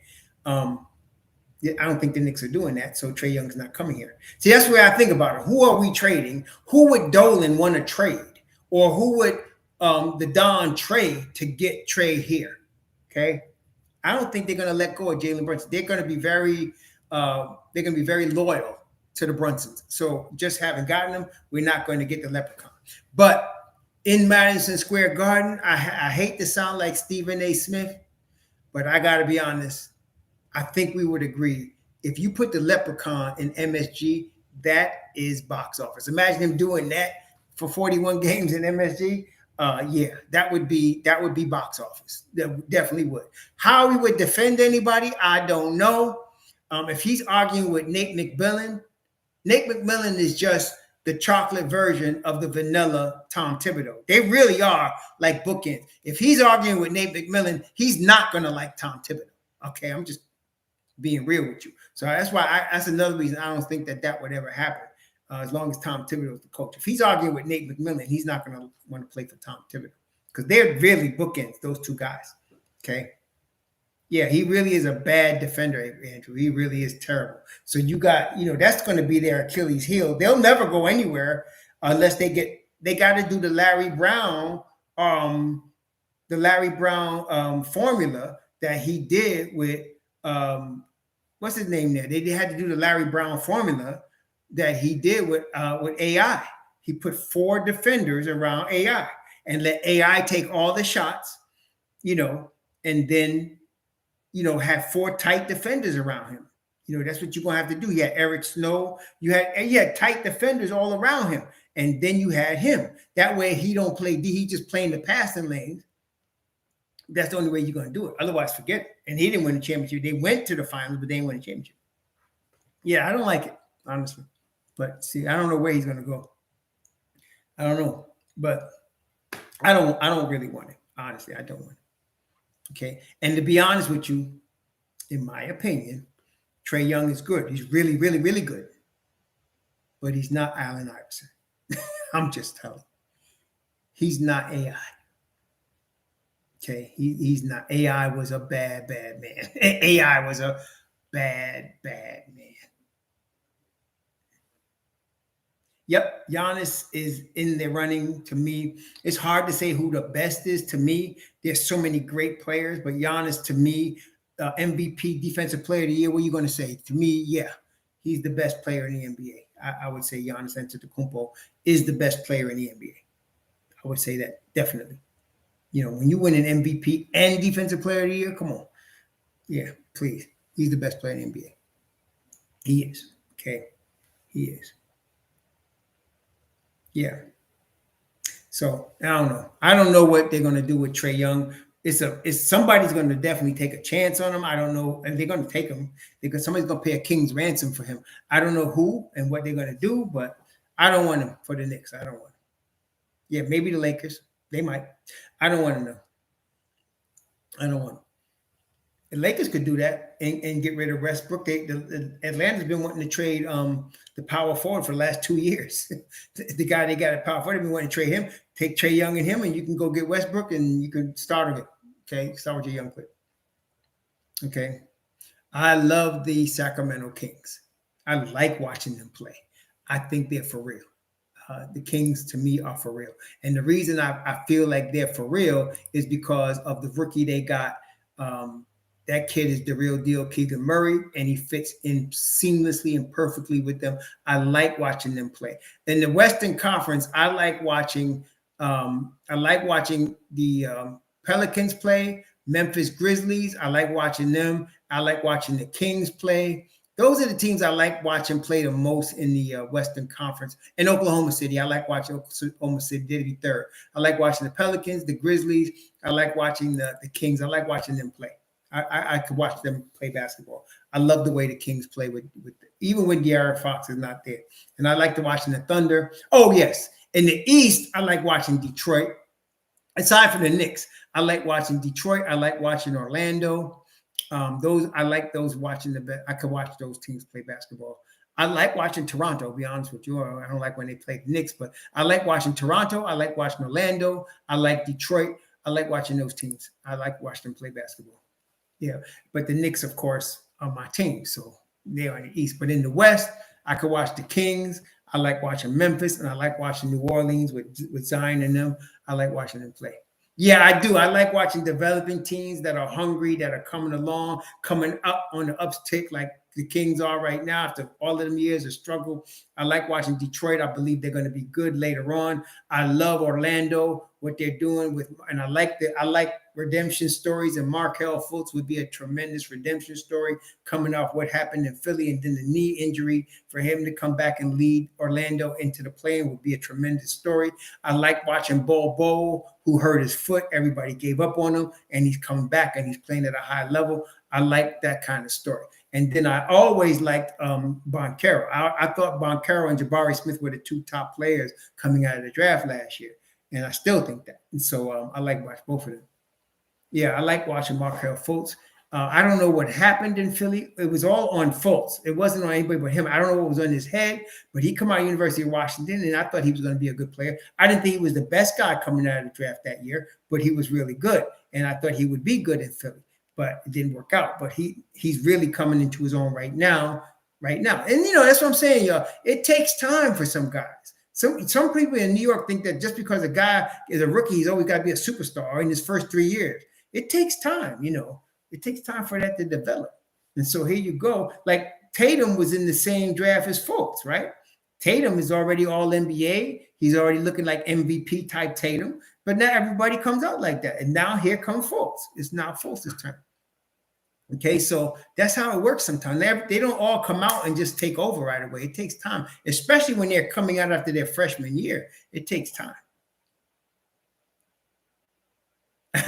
He said, hey, thanks for the $5 CW. I said, once we make it to the playoffs, bro, I really want the Hawks again. I say, run it back. We got money making Mitch plus.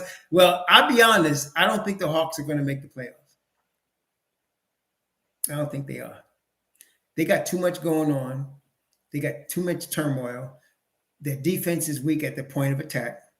I don't think they're going to be there this year. You know who I want to play? And tell me what you think, CW Flag. I want Cleveland. I want Cleveland. That's who I want in the playoffs. I want Cleveland. Yeah, I want Cleveland. I want Cleveland, and I want Grimes to be healthy, and I want money-making Mitch to be healthy. I want Cleveland. Yes, I do. I want Cleveland. I want Cleveland, man. I want Mitch to be healthy. I want Grimes to be healthy. And I want Cleveland. And I want Donovan Mitchell to be healthy. And I want Garland to be healthy. And I want Cleveland. And I want my man Deuce to be in the rotation for 20 minutes a game. I want Cleveland. Let's get it on. That's what I'm talking about. Let's get it on. Hey, y'all know the eight-game winning streak started against Cleveland. Y'all know that. Russell Reed, thanks for the $5. Love the channel. Two of the toughest sports markets, New York and Philly. Fultz, Simmons couldn't stand the heat. You think that's what it is? I don't know. Maybe they was nervous. Fultz was 18 years old. Simmons, started messing around with a Kardashian. That's always the curse. Messing with them sisters from Armenia, gonna mess a brother up. Always does. And Devin Booker better watch himself. That's all I'm saying. But messing around with a Kardashian mess you up. Y'all should know that.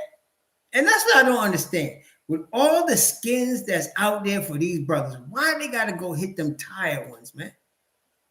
Then everybody done laid on them. You know what I'm saying? Why you got to, you can get that anywhere. I don't understand. But, I don't know. But, so that's what Simmons' problem was. But I think maybe Fultz could have been overwhelmed by Philly. To me, the two toughest markets to play in is New York and Philly. They're the two toughest markets to play in, no doubt. Followed closely by Chicago. But it's New York, Philly, and then Chicago in the club. Those are tough markets to play in, especially you 19 years old coming into the league. Those are tough markets to play in. Okay, so that is what it is. So I don't blame Fultz. And maybe Orlando's good for him. My man, we got tickets. We getting ready to go see the Knicks in Orlando on February 7th, I think it is. We getting ready to see the Knicks against the Orlando Magic. So it's going to be nice to see him up front. Boston is a tough market, but I don't find Boston is way more supportive of their guys. Philly booed Santa Claus. They threw stuff at Santa Claus, man. Philly's rough now. Okay, Philly is rough. Philly is dog rough, man. So Philly and New York, to me, the tough. Followed closely by the Bulls. Philly and New York. But them are the toughest ones. Followed by Chicago. So if Fultz couldn't, if what's his name was right and Fultz couldn't take the heat, I don't blame Fultz for that. That's just the fan base. Okay, Philly should have protected him more than if that was the case. But he's doing good in Orlando. I'm glad to see it. And that's why I want them to make the play-in. I think Atlanta is going to struggle. Atlanta right now is in the 7th seed. So they playing all right, but they 4-6 in their last 10. Nate McMillan is that type of coach, that defensive dude. I still think they're overrated. I still think they are. I don't, maybe I'm wrong. I think they're overrated. And I want to see Orlando rise. I'm not into, and if I want to see us play Cleveland. Boston is probably, as far as racism, we talk about different issues. We talk about racism. As far as racism, in my experience, it's the most racist northern city in the United States. The cities north of Mason-Dixon, Boston is probably the most racist, definitely in the Northeast, for sure. But we're talking about like people that are tough on their own players. Chicago, Philly, New York. These guys will chew up their own guys. Boston supports their guys. They support their guys. Okay. But Boston, New York, and Philly, New York, Chicago, and Philly, they'll chew up and spit out their own guys. You get on the wrong side of them cats, they'll kill you. Yeah, they'll kill you. Yeah, Philly is hostile, man. And that's why I like Embiid. Embiid give it back to him. Embiid gives it back to him. He tells him, you think Randall was bad? Embiid will drop 40 and tell the fans to shut up. Embiid's a bad boy. Embiid don't play that, you see. So if he could do that in Philly, he could definitely make it in New York. There's no doubt. Okay. Yeah, Philly's crazy, man. Philly's rough. I would not go to Philly to see a Knicks game. At least I wouldn't be wearing my Knicks hat there. I wouldn't do it. And I'm not carrying a gun. I'd have to have something because them people are crazy. Them people are crazy. Them people crazy. Philly out. What would I give up for Embiid? That's a good question. Randall. I don't know. We honestly, to be honest with you, Black Above Realty, there is no real market for Embiid. He's one of those guys you'd have to go real crazy overpay because he's like that. He's one of those top 5 dudes that, you'd have to really, I don't know what you'd give up for him. We don't really have enough. I don't think there's not that many teams in the NBA that have enough to get a Joel Embiid in a fair. You're not going to get fair value for him from anybody. So I don't know. Thanks for the $2 Cherokee. I'll go for them Philly cheesesteaks. I'm trying to stay away from the bread, but I hate it. But yeah, he's just that good though. I mean, he really is that good. I mean, I don't know. You're not gonna. It's like saying, what would you give up for Antetokounmpo or the Joker? There's no fair value. There's no fair market value that you could get. That's why I thought that the things they were talking about with Donovan Mitchell was ridiculous. Donovan Mitchell is good, but he's not on the level of those guys. He's not. He's a great supporting cast dude to get you to the finals, even though Utah never got there. But Embiid, the Joker, Giannis, you really can't pay. You really can't pay for them. Yeah, but Embiid still got at least 2 more seasons at this level, maybe 3. He's still got a lot of basketball left in him. And Luka, you're not going to get fair value for him. There is no such thing as fair value for these guys. They're that good. Okay? They're that good. You're not going to get fair value. So I don't know what to get. To answer your question, I wouldn't know what we would give up for him because it's almost like you got to clean out your team. And why would you do that if you want to win with him? So you got to keep some people, right? So I don't know. That's a tough one. There's guys that are just too good and there's really no fair return. So unless you trade them for each other, and who's doing that? Like you say, Ja Morant, right? So would Memphis trade Ja Morant for Antetokounmpo? Yes. Both teams would do that because you're getting fair value or close to it, right? See? But other than that, well, I don't know. You're not going to get fair value. So I don't know. I really don't know. There's a couple of guys, or Luka. I would trade Luka for Embiid, or Luka for Antetokounmpo, or Luka for Ja. Because now you're getting close to fair value. But if you're talking about Embiid to the Knicks, there's nothing the Knicks or anybody like Boston would have to give up Tatum and Brown to get Embiid. They'd have to give up Tatum and Brown. Okay, and would they do that? No. See. So that's what I mean. I mean, it's hard to say because there's no fair market value for a guy like that. There's just no fair market value. Yep, and that was dumb. Atlanta was stupid. I was like, you drafted Luka, and I couldn't believe that the Kings drafted the kid from Duke when Luka was on the board. I mean, it was clear to me who the best player in the draft was. Luka was the best player in Europe when he was 15 years old. Anybody in Europe would tell you that. He was the best player in Europe when he was 15 years old. He played against KP's team and made KP look like an amateur.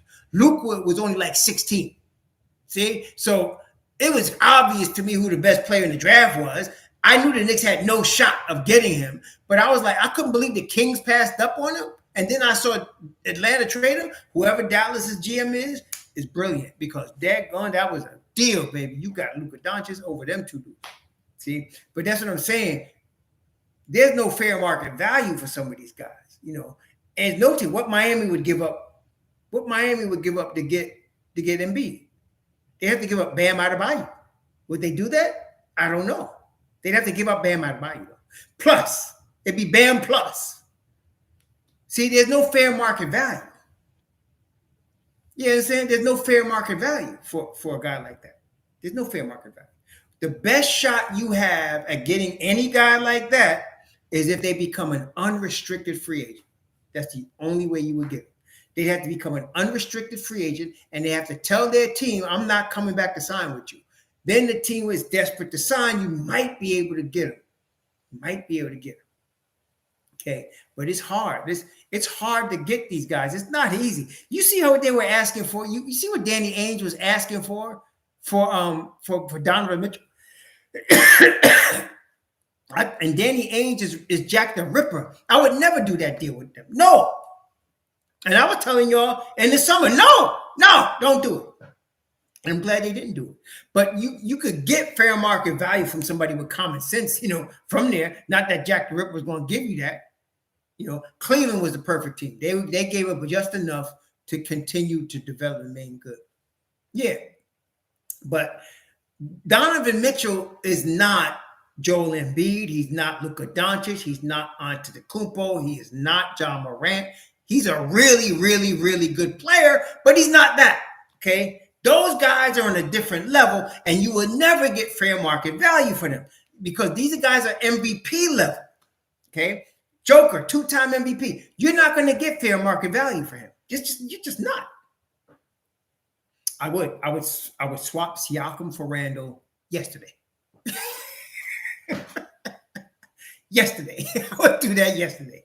Oh, yeah. Siakam, to me, is like, what would you consider a two-time All-NBA player? See, Randall won it once. He was in there once. But Siakam was a two-time. One first team, one, I think, third team or second team. He's a two-time All-NBA player. And you seen what he did in New York. That's Siakam. He could play like that, okay? The boy is that. He's a bad man. I would take him for sure. Yes, yesterday. Toronto ain't doing that, though, unless they had to. SGA is too young. And that's what I'm trying to tell y'all. Sam Presti ain't stupid, y'all. He ain't stupid. He's not giving up SGA at 24. What is he, 24, 25? He's not giving him up. Y'all can talk all that all you want. He's not giving him up. You know what I'm saying? That's not happening. So, no, that's not happening. SGA's not doing that. Sam Presti ain't doing that. I'm saying all this talk about SGA I find to be very waste of time. For what? Sam Presti's not doing that. There's nothing you could give him for SGA. There's nothing you could give him for that. Yeah, and Masai Ujiri, you don't want to do business with him. Don't do no business with him. He's going to dog him. And he dogged the Knicks enough, okay? But SGA is the centerpiece of Oklahoma City. They drafted Josh Giddey to play next to SGA. They drafted the skinny boy from Gonzaga, Holmgren, to run with them too. The boy is too light in the behind. They shouldn't have did that. They should have got Jabari Smith. They should have got him. Okay, but SGA ain't going nowhere. He's going to be in Oklahoma City. Okay, Presti ain't stupid, man. Some of y'all, I don't know, some of y'all look at NBA 2K too much. Presti ain't going to give up SGA. There ain't nothing you could give him if you're the Knicks. There ain't nothing you could give him. He's not going to give up SGA, period. Okay, he's not doing it. So forget that. I would take SGA now, but I don't like wasting time on fantasy. That's just me. That ain't happening. So let's move on. I don't want nothing to do with Miles Turner. I'll take Mr. Mitch Rob. Thank you very much. I'm happy with Mitchell Robinson. You can keep Miles Turner. Mathurin, though? Yeah, I like Mathurin. Mathurin, I would try to get. I would. Because I think he's going to be really, really good. I think he's all-star material, Mr. Mathurin.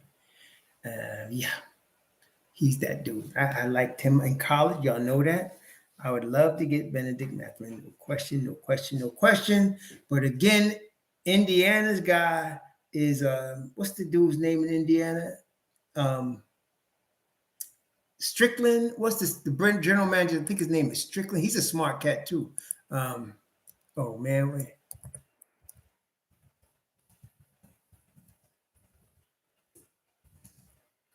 Let's see. Let's see. They got, what's this guy's name? He was a slick dude too. Forgot his name. No, shoot. Oh, God, I can't remember. But anyway, they got a smart guys in the front office. Also, they ain't going to give up. They're not giving up Benedict Mathurin after they got him. So we can forget that. That's not happening either. Yeah. So, yeah, Mathurin is the real deal. So is Scotty Barnes. But I tell y'all, watch Tari Eason. Tari Eason. I don't know why people sleep on Tari. Maybe there's some issues with him in the locker room or something. But as far as talent, Tari Eason could ball, and he's going to be a player. I don't know what Houston wants on him. No, I don't want Levine. I don't want Levine. No, thank you. No, thank you. Nope. 200 million. I need more than just 40-inch vertical for $200 million. I need more than that. I need you to take me to the Eastern Conference Finals. If I'm going to pay you $200 million, I'm expecting the Eastern Conference Finals in return for that. And I happen to believe Leon feels the same way. I'm not paying you no $200 million because you can dunk on people. And maybe you can hit a three when you're hot and don't play no defense. No, sir. I'm not doing it. No.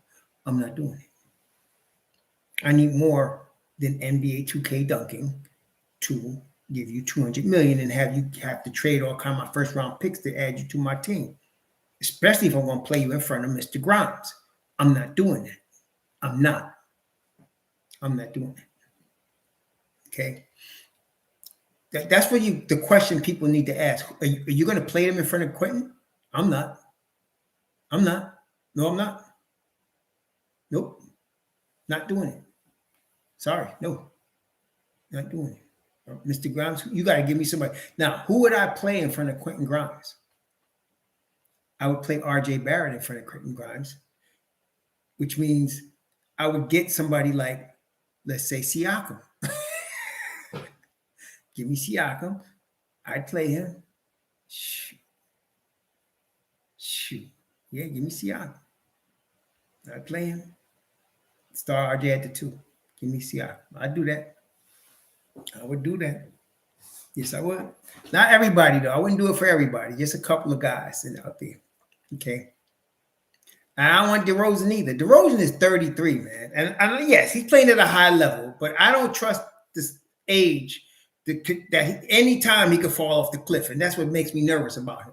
I expected him to drop off last year, and he was playing his butt off. And he's still playing his butt off, although he has slowed down a little bit this year. But no. He's past his prime. I think we can all agree DeRozan is past his prime at age 33. So, yeah, no, I'm passing on that. No, thank you. No, thank you. How old is Kawhi Leonard? How old is he? How old is Kawhi? Y'all, any of y'all know? How old is Kawhi? Let's pull it down. How old is Kawhi Leonard, man? Let me see. Let's find out right now. Let's find out. Let's pull him up. Kawhi Leonard is, how old is he? Kawhi Leonard is born in 91. 31 years old. This is 2022. He's 31. Kawhi was born in 91. He was born in June 29th, 1991. So he's now 31 years old. Yeah.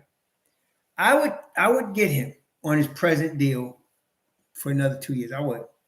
But he's got too much issues with this, time management stuff, man. That's the problem. Kawhi will get you to the finals, but dang, as he's already shown. But I need a healthy year from this cat, man. And we got to give up a lot to get him.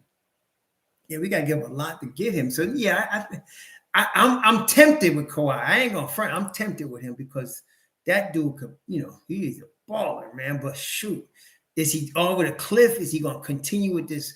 I got hurt today thing. I don't even know. See, that's the problem. I don't even know. So that's the problem I have with that. Yeah, I don't know. Yeah, that's the whole point, though. Now, look, you get a guy like Kawhi, okay? He's a vet, and you got Tom Thibodeau. Do you think Tom Thibodeau's going to go with load management? I don't think so. The 2023 first round pick. That's a good question. All right. What are they going to do with the 2023 first round pick? I don't know.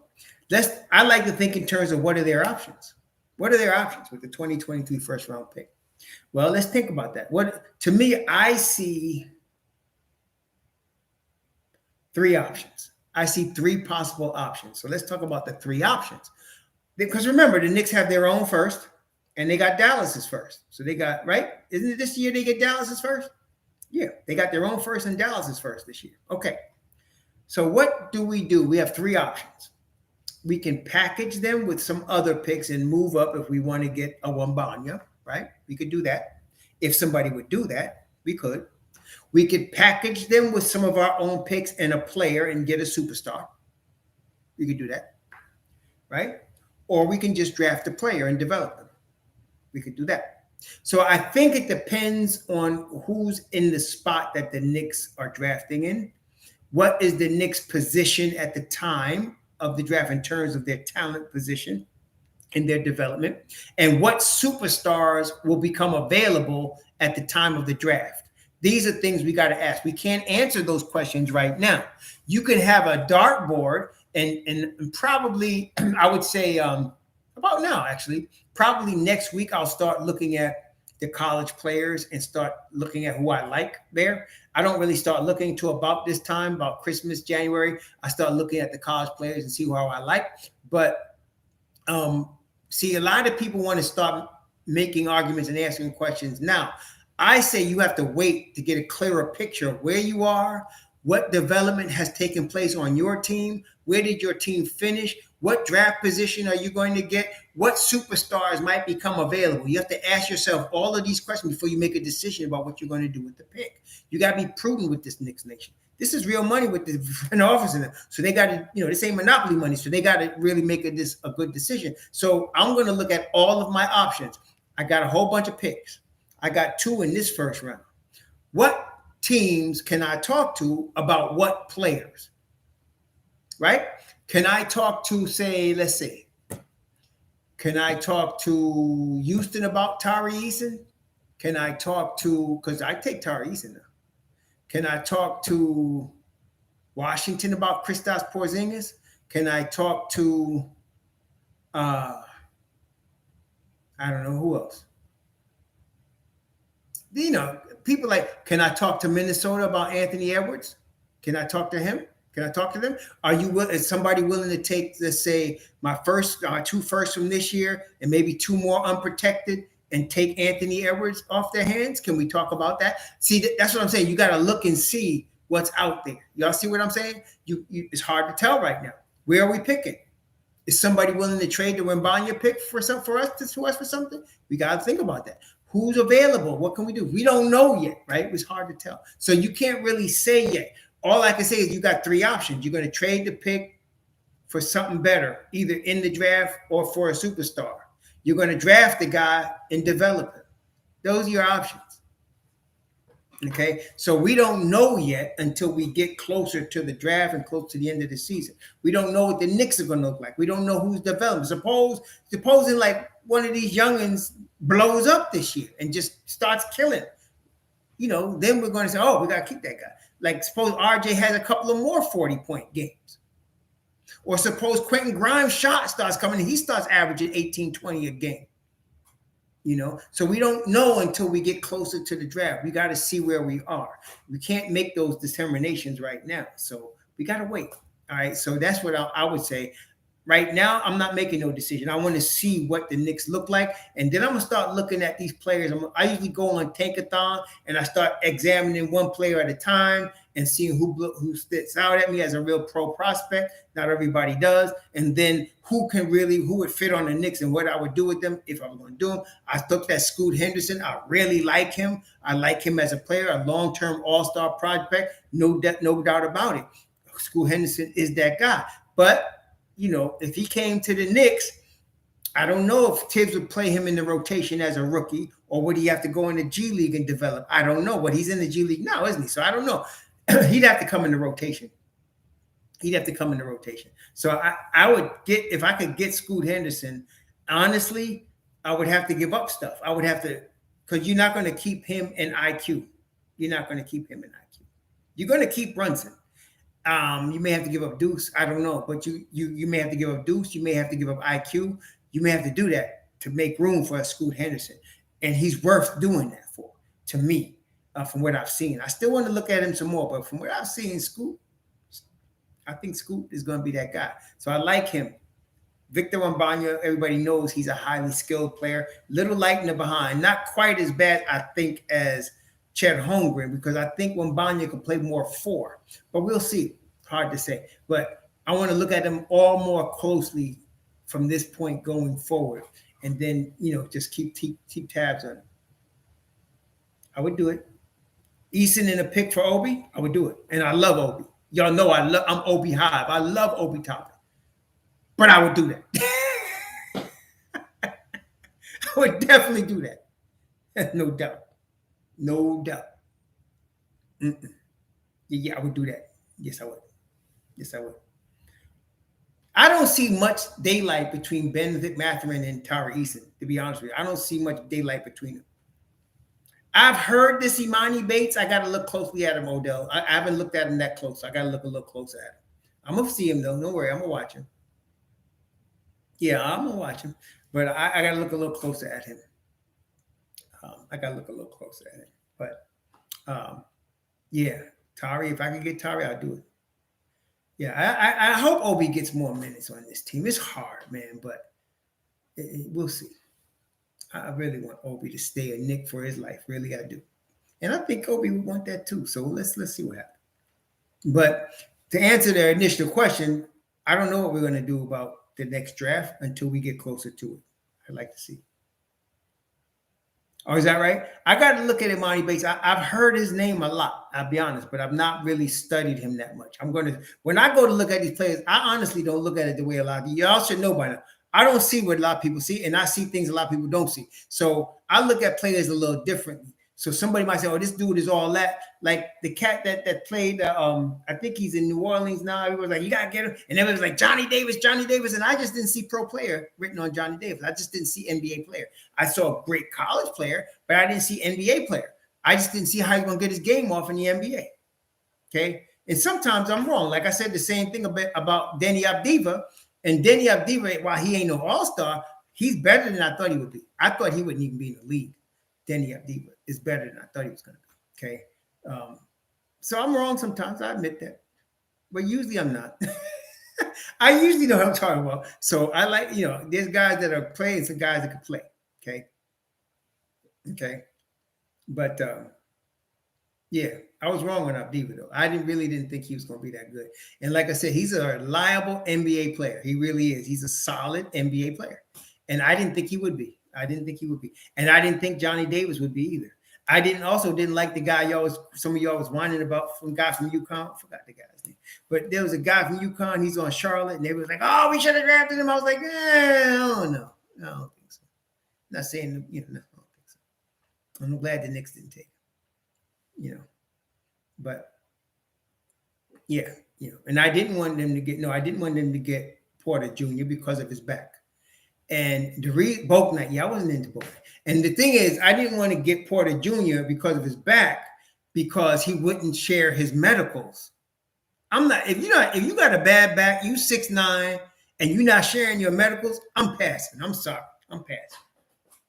Yeah, I'm passing. If he'd have shared his medicals, we could at least see what he did, but he didn't do it. And oh man, the tie-ties. Oh my God. And the thing is, they had like CBS had us drafting tie-tie, ESPN had us drafting tie-tie, Tankathon had us drafting tie-tie. And I was wondering what kind of crack these guys were smoking. There was no way. And I'm glad Houston got him. And look, Houston stink, and he can't break the rotation in Houston. Come on, yo. Like, what the heck? Ty Washington. Y'all remember Ty? We were tripping about Ty.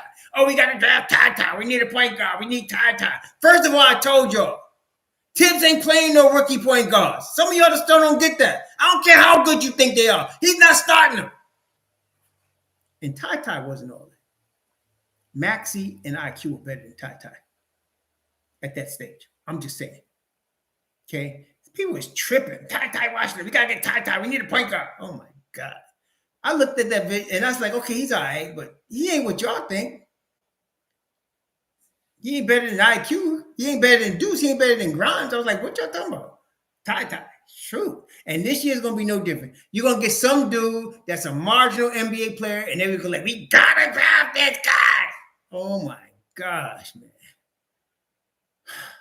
Anyway, I'm going to start looking at him. We'll see what we got.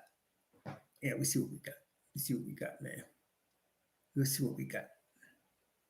Ambulance crew, that's right. Anthony Davis, Michael Porter Jr., ambulance crew. Your boy, what's your boy's name? Lonzo Ball. And there's people that was like, we need to go get Lonzo from New Orleans. 80 million, 100 million, we need to go get Lonzo. I was like, I don't think so. Dude, never healthy now. No, it's not you. Okay. Wait, did Lonzo play Friday night? Well, Dad, when's the last time Lonzo played?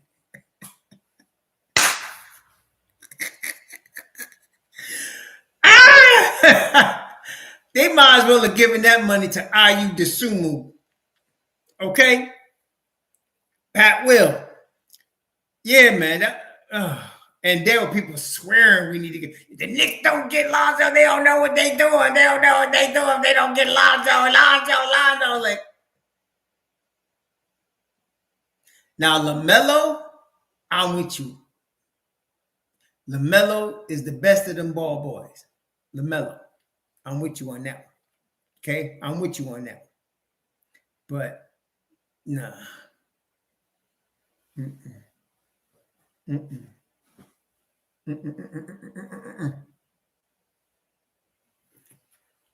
And you know, it was about, I say maybe there was a 2-week period, maybe less, that Anthony Davis was playing his butt off, right? I mean, and everybody was like, oh, Davis is going to demand a trade and he's worth and blah, blah, blah. And all of a sudden, there he goes again. The boy's hurt. Get the ambulance ready because he's coming. You got the crutches ready. You got the walking boot. He's coming. They got the local hospital on speed dial. They got the local hospital with the ambulance. They got a special Anthony Davis ambulance spot right there. The big one right there. The big one. They got it ready for him. They got special crutches with his letters on AD. We ready for you, bruh? Russell Reed, 49. For the Knicks, one thing, stars, look at Chicago. DeRozan, Levine, Ball, no chip. Yeah, right. Y'all want to trade your way to a chip, right? Look at Chicago.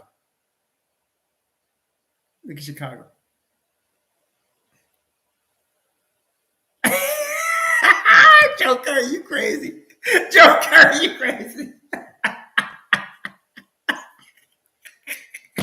Oh, shoot. Dead.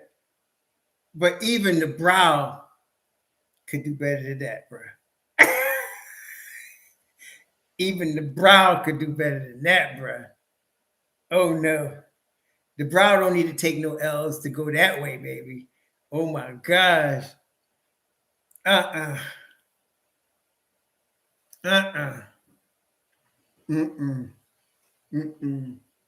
No, but Russell Reed is right. Y'all all talking about trading your way to some chip, man. Look at Chicago. Look at them. Hey, what about Miami? Where they at? Miami is 9th right now. They went and got Jimmy Butler, didn't they? Didn't they pay all that money for Kyle Lowry and Jimmy Butler? Where they at? Where they at? At least Atlanta drafted Trae Young. They drafted DeAndre Hunter, right? The other kid from they got there. What's that boy name? Let's see here. Hold on. They drafted DeAndre John Collins. They drafted DeAndre Hunter. They drafted Trey Young. They drafted Jalen Johnson. They drafted AJ Griffin, Onyeka Okongwu. Unless they drafted most of their dudes. Okay, at least they did that. They drafted Herder and they sent them to Herder is one of the reasons Sacktown is playing ball because Herder could ball. That howdy doody looking dude could ball. Y'all know he can't. That boy could ball. I ain't joking. Herder could play. Okay. He's that dude, especially on a championship team. I can see him. He's that piece on the championship team, Herder is. Him and Keegan Murray, they're going to be good, man. I'm not sleeping on the Kings. They're going to be good. Okay. Yeah, Victor Oladipo. Although I'm not sure CW Flash, they didn't play top money for Victor Oladipo. I think they got him on the cheap because of the injury. Yeah, Herter could play. Herter is a legit NBA starter on a playoff team. Herter is. Hero is right now playing the 6 man. I don't even know they got him starting. They paying the boy a lot, though. I wouldn't mind getting his paycheck. Now, Hero could play, but Herter is that guy, man. Herter is that guy. Herter could play. He's a really solid NBA piece. He don't shrink in the big spotlight. I like Herter. I really do. I like him as a ball player. He could play. Okay, and they got a steal there in Sacramento with him. They got him. They got Keegan Murray. They really did good with that, man. Yeah.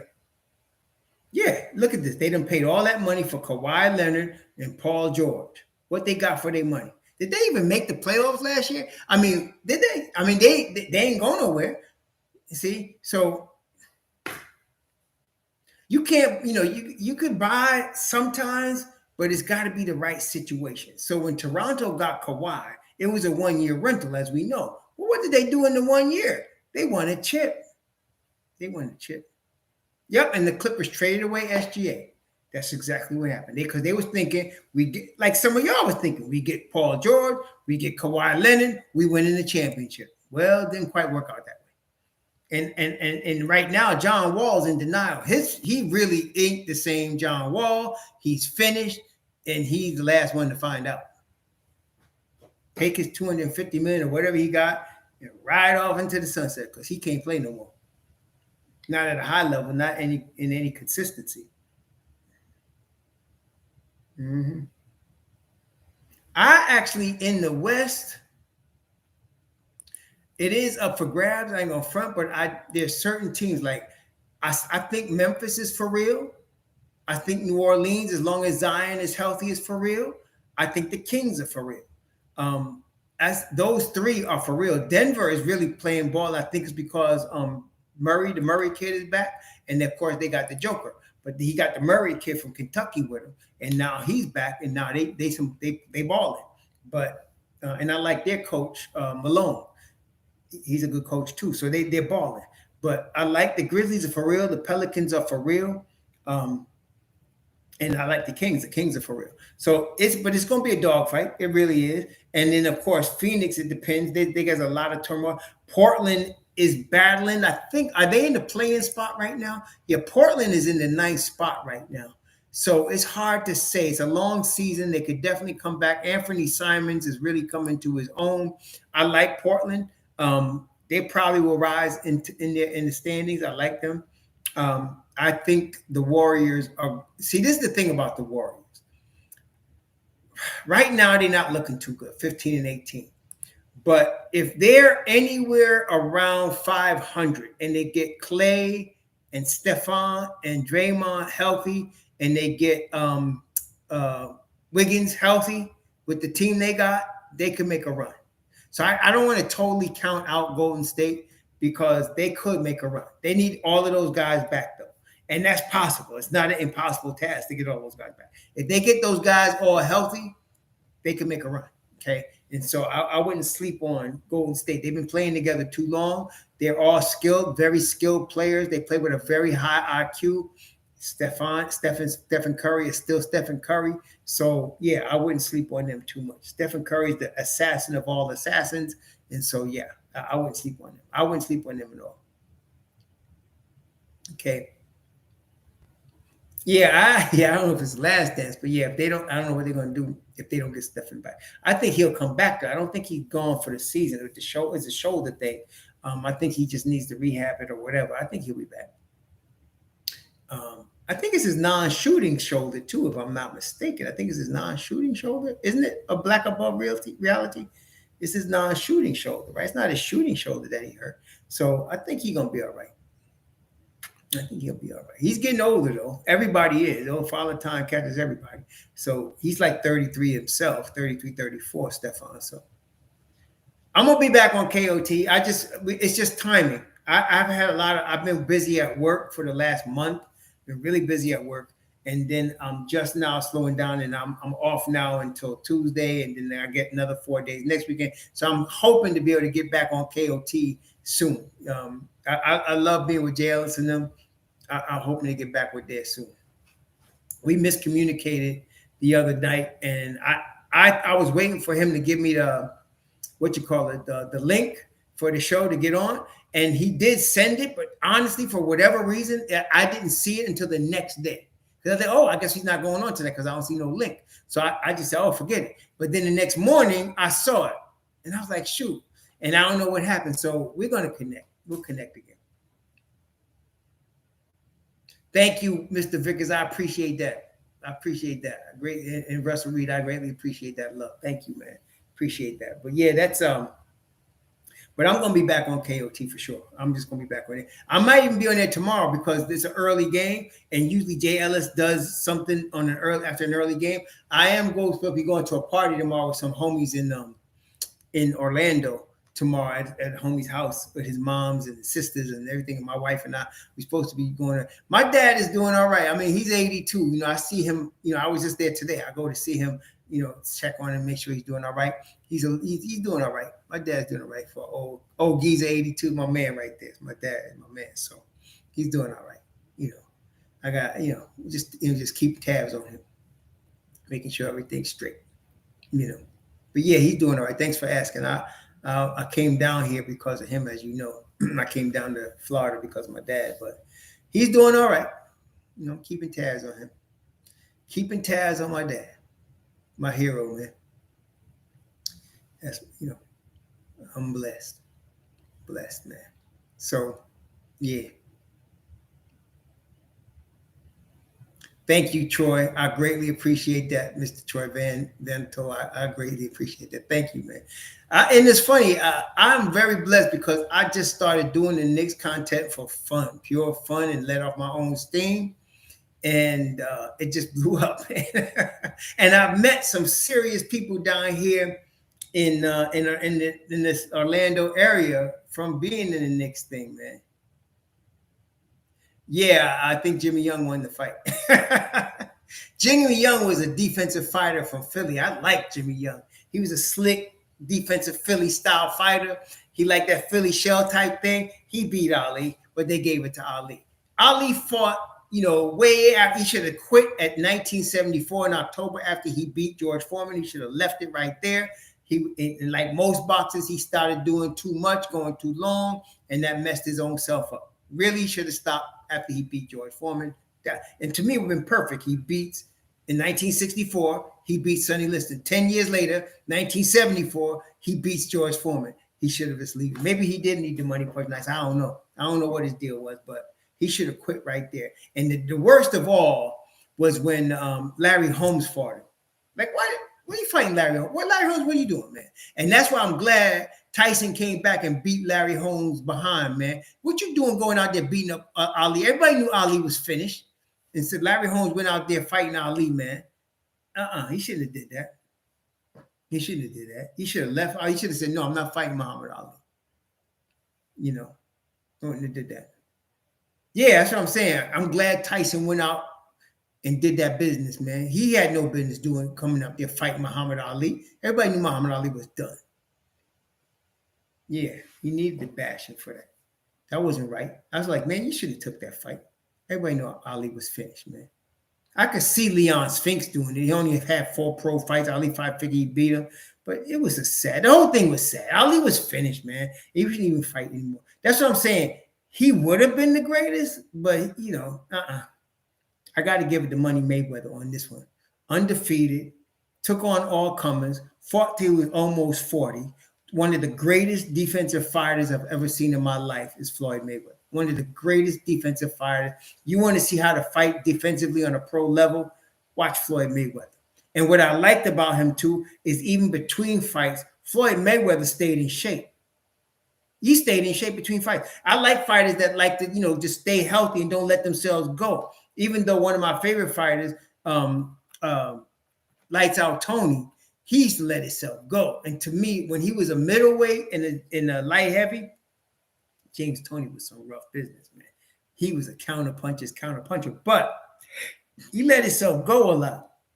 I like Bernard Hopkins. Bernard Hopkins stayed in shape. And that's why he fought until he was 40 years old. Stayed in shape, great defensive fighter, didn't take no stupid chances to get himself knocked out. I like B-Hop. But usually they fight too long. They just do it too long. Floyd Mayweather got out before he started getting hit, before he started taking too many punches. Smart. One of the few fighters to do that. Hagler was another one. Hagler was a bad man. Hagler was a bad man. And he beat Sugar Ray Leonard. That was a robbery. He beat Sugar Ray Leonard. He should have been a little bit more aggressive with him to me, but he beat him. He had too much respect for him. That's why he was angry when he fought Thomas Hearns. Sugar Ray didn't make him that angry. He was mad when he fought Thomas Hearns. But with Sugar Ray, he wanted that payday. I still think he won that fight.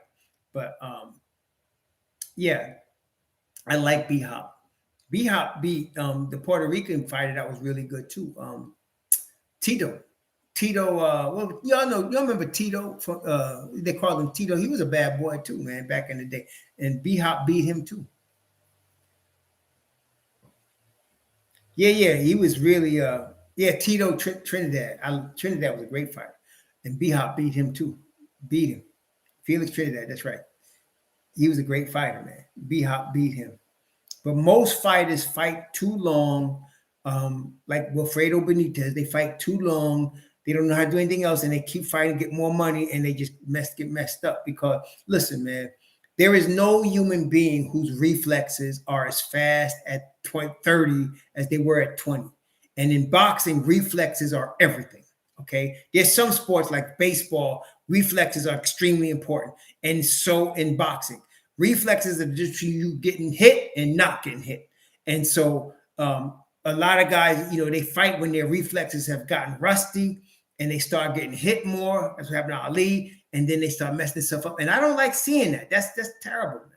Then there are guys that are just such great counter punches and defensive fighters like Pete Pernell Whitaker. They're not going to get hit. You're not going to get a clean shot on them because they really, really good, or like Floyd Mayweather. You're just not going to get a clean shot on him, okay? Reflexes in baseball. You'll see big muscular dudes hit home runs, but it's the reflexes in baseball, your hand-eye coordination, that's the most important thing in baseball. And in boxing too, very important. When you start slowing down on your hand-eye coordination and your reflexes, that's when you start getting hit. And then you don't have to slow down a lot. That's what happened with Triple G. He starts slowing down and getting hit more. When Triple G, just a couple of years ago, maybe 6 years ago, you couldn't touch Triple G. But now you can hit him. See, everybody's reflexes slows down, man. It really does. That's what happens. It just slows down. Yeah, Sweet Pea, you couldn't mess with him. And then with Floyd Mayweather, the dude was amazing. He's standing right in front of you, somebody. And great fighters, like Manny Pacquiao couldn't touch him, right in front of him. Right in front of him. Alvarez, right in front of him, couldn't hit him. That's a bad boy right there. That's what I'm talking about. Yeah, that's what I'm talking about. It was a shame how he died, though. He got hit by a car. You know how he got hit by a car walking on the side of the road? Sweet Pea, man. That was real tragic. He got hit by a car, man. Yeah. I didn't really watch a lot of Chavez. I think I saw Chavez fight. I think he fought Pee Wee. Didn't Pee Wee beat Chavez and didn't get the decision? Isn't that the fight? Pee Wee fought Chavez and beat him and didn't get the decision. Wasn't that fight? I thought that was that fight. I think it was. Yeah. Pee Wee beat him. That's why I didn't want to watch Chavez after that. I didn't care. I was like, this dude got robbed. I hate seeing that. Pee Wee beat the boy and then they didn't give him the decision. Yeah. I was like, what? Are you crazy? That was the biggest robbery I've seen, man. So yeah, I didn't watch a whole lot of Julio. I ain't see him in his prime. I know Pee Wee Whitaker beat him. That he did. Yes, he did. He beat him and didn't get the decision. That's what I know. So yeah, I didn't watch a lot of Chavez. My favorite Spanish fighters was Roberto Duran. When Roberto Duran was young, like when he was a lightweight, he'd have gone down as probably the greatest lightweight ever if he'd have stayed as a lightweight. He kept moving up, and he was a great fighter. I mean, he beat Sugar Ray Leonard, but then that whole, he was high on cocaine when he lost to Sugar Ray the second time. He was high on cocaine. Yeah, he was high on cocaine and nobody. Yeah, I don't know why he did that, but Duran was a great fighter. Great fighter, man. Great fighter. Okay, no doubt. Great fighter. All right. But yeah, great fighter, man. Yeah, he lost to the buffet. He did. He did. He was a bad boy. As a lightweight, though, he was a bad boy, man. He was a bad lightweight, and he was a bad boy as a welterweight. He was really something else. But as a lightweight, that's where he really would win his first championship. He was a bad boy. And then, to me, when he came back and beat the kid from the Bronx that ended up dying, unfortunately, under a car, the boy was the 154-pound champ. And then Duran did business on him, man. Duran did business on that boy. I forgot his name. But no, not Azuma Nelson. This cat was from the Bronx. He had won a gold medal. He had won a gold medal in the Olympics, and then he became the 154-pound champ. And then he fought Duran, and everybody was thinking Duran was on his way out. So did I. But that fight, Duran put it on that young boy and won the 154-pound championship. What was that boy's name? The boy later died. No, it wasn't Aaron Davis. He died. He was under his car, fixing his car, and the car fell on him. He was from the Bronx, man. Oh, what was that boy's name? Oh, God, I can't remember his name. Let me see if I can look it up. Hang on. But he hold on.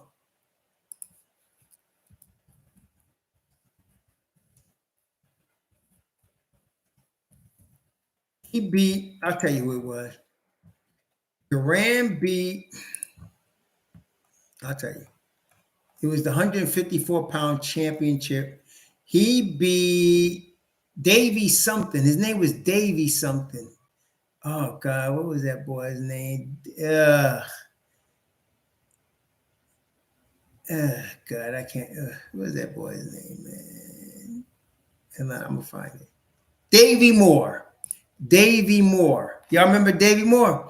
Davey Moore was the 154-pound champion, and Roberto Duran beat him. Let me look it up. I saw that fight. He beat him in 1983. TKO in the 8th round. Yeah, he won the super welterweight title, 154 pounds. He won that title that day, beating Davey. It was Davey Moore, and unfortunately, Davey Moore died. A car fell on him, and he died. Unfortunately, he was a really good fighter. He was inexperienced against Duran. Duran actually did thumb him in the eye, then kept beating him in the eye. Boy's eye was all swelled up. Duran was something else that time, and he won that championship. Yeah, because Duran won championships at lightweight, welterweight, super welterweight. I think he won a middleweight championship too, if I'm not mistaken. Duran was a bad man, but he was the baddest at lightweight to me. He was the baddest at 130 pounds. He was a bad boy. Bad boy, man. Bad boy. So was Benitez in his day. Benitez became a fighter when he was 15 years old, and he became world champion when he was like 16. Benitez was a great fighter, but he lost to the buffet. Yes, I think they do. If the Knicks make the playoffs this year, Tibbs is a lock. You got Tibbs for 2 more seasons. Remember, he got a 5-year deal. I don't know. Well, extend him. I don't know. Tibbs is in his 60s, and he looks older. So I think I would like to see Tibbs fill out his 5-year contract. This is year 3, and then bring somebody else on. So I think they'll do that. When he's in 5 years, and you can talk about this season, Tibbs is getting ready to turn 63 or 64.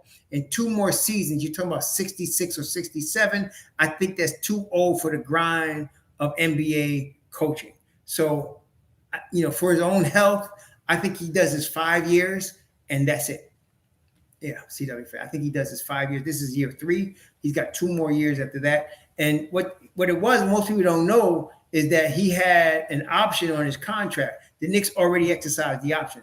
They could have got rid of him a year ago, but they exercised his option. So he's in for the next 3 years. So, they're not going to move him. He's good for the next 3 years. And I'd like to see one coach fill out their contract in New York. We don't like to let our coaches fill out their contracts in New York. So I'd like to see one coach fill out his 5-year obligation. And I think Tibbs has a good shot to do that. If they make the playoffs this year, he's a lock. He's going to get his 5 years. This is his 3rd season. If they make the playoffs this year, which I think they will, he's going to be a lock to fill out his 5-year commitment. And I think he should. And in that 5 years, I'm looking at a giant Johnny Bryant, probably coming up, if Johnny Bryant doesn't get a head coaching job before that, he's going to stick around in New York and probably be the next head coach for the New York Knicks.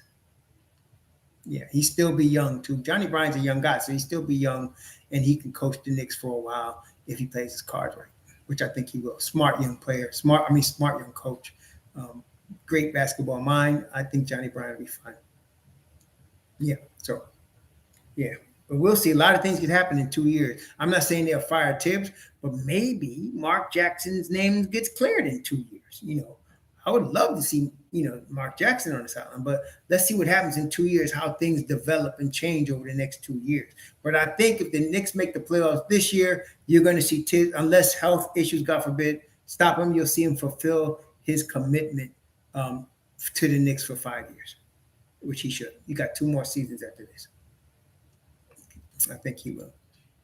Well, today has been more fun. We've been talking more different sports today than just Knicks, but we've been talking a little boxing. We talk a little broadcasting. We talk a little track and field, right? We did, didn't we? We talk a little track and field. We talk a little broadcasting. We talk a little, nice honeys that's behind the broadcast booth. We talked some coaching. We did a lot of nice things today, didn't we? I think we did. Yeah, I think we did. I didn't even, because I'm off work now. You know what I'm saying? I'm off work. I really ain't, I'm chilling. So that's why I have more time now to move, to do this. It's not like I'm going to do this all the time, but, it's the holiday season. My master give me some time off. Master give me a couple of days so I can come out here and talk to my fellow brothers out here about some sports.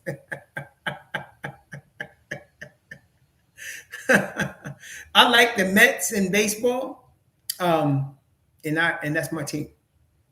I don't follow a lot of baseball. I watched a little bit more this year with the Mets playing the way they did. I'll probably watch a little bit more next year, but I've been a Mets fan since they won the World Series in '69. I've been a Mets fan since then, through all the good and bad. Many summers of watching the Mets lose a lot of games. I remember '86 with Dwight Gooden, Darryl Strawberry, all them cats, man. The kid, all of them kids, man. I like watching them. So I'm into the Mets, always been into the Mets.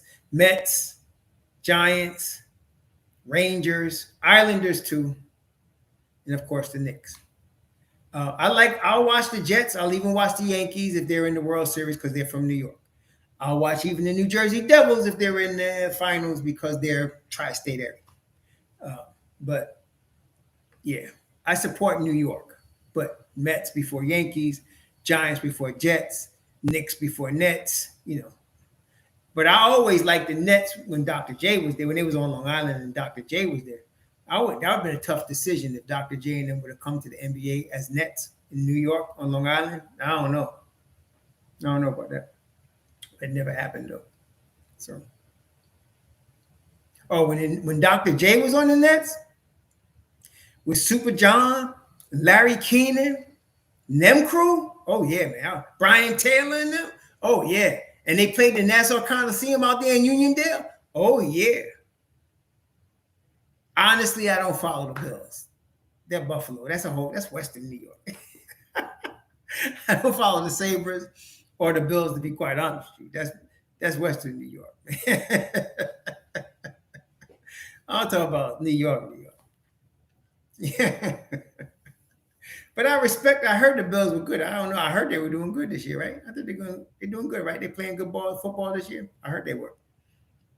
My neighbor got a Buffalo Bills thing on her lawn, so they must be doing good. She got a Buffalo Bills thing. Oh, they 12-3. Yeah, my neighbor's got Buffalo Bills in front of her yard, man. So I said, oh, they must be doing good. She put them out there, put it out there. So good for them. After losing them 4 Super Bowls and losing 2 to the Giants, right? Well, hopefully they do come back. Yeah, hopefully they do come back. Yeah, my neighbor got it. She got Buffalo Bills right in front of her, right? The big Buffalo Bills sign. Yeah. She liked the Bills, man. The widow lady. Yep.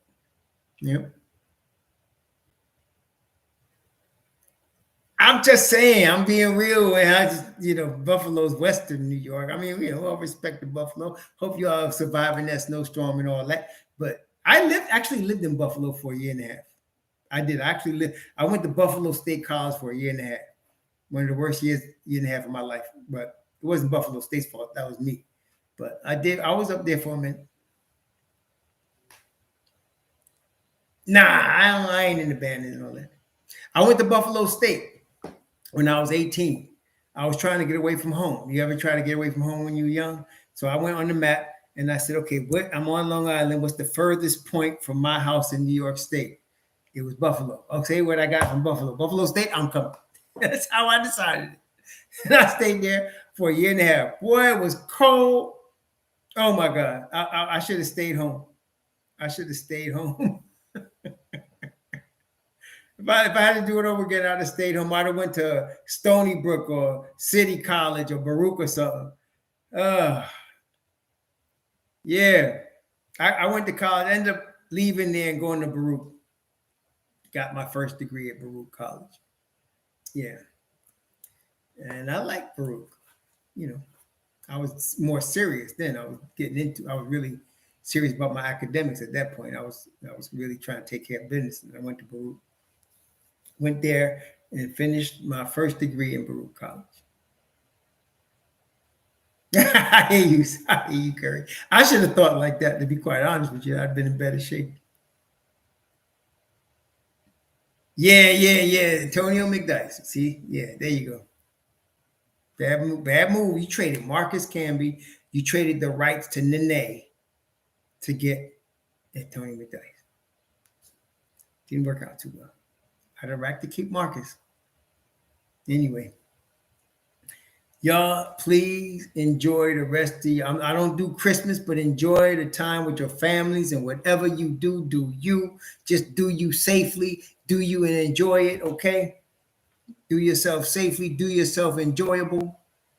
Some of y'all off Monday? I'm off Monday. I'm going to enjoy this. So I'm trying to enjoy. I'm trying to make the time slow down and enjoy myself a little bit. Okay? Y'all do the same. Thank you all so much for coming and hanging with us today. Really, really had a good time. It's Saturday night. Like I said, be safe out there, Knicks Nation. Y'all be safe. Enjoy yourself. Don't get in no trouble. Shalom.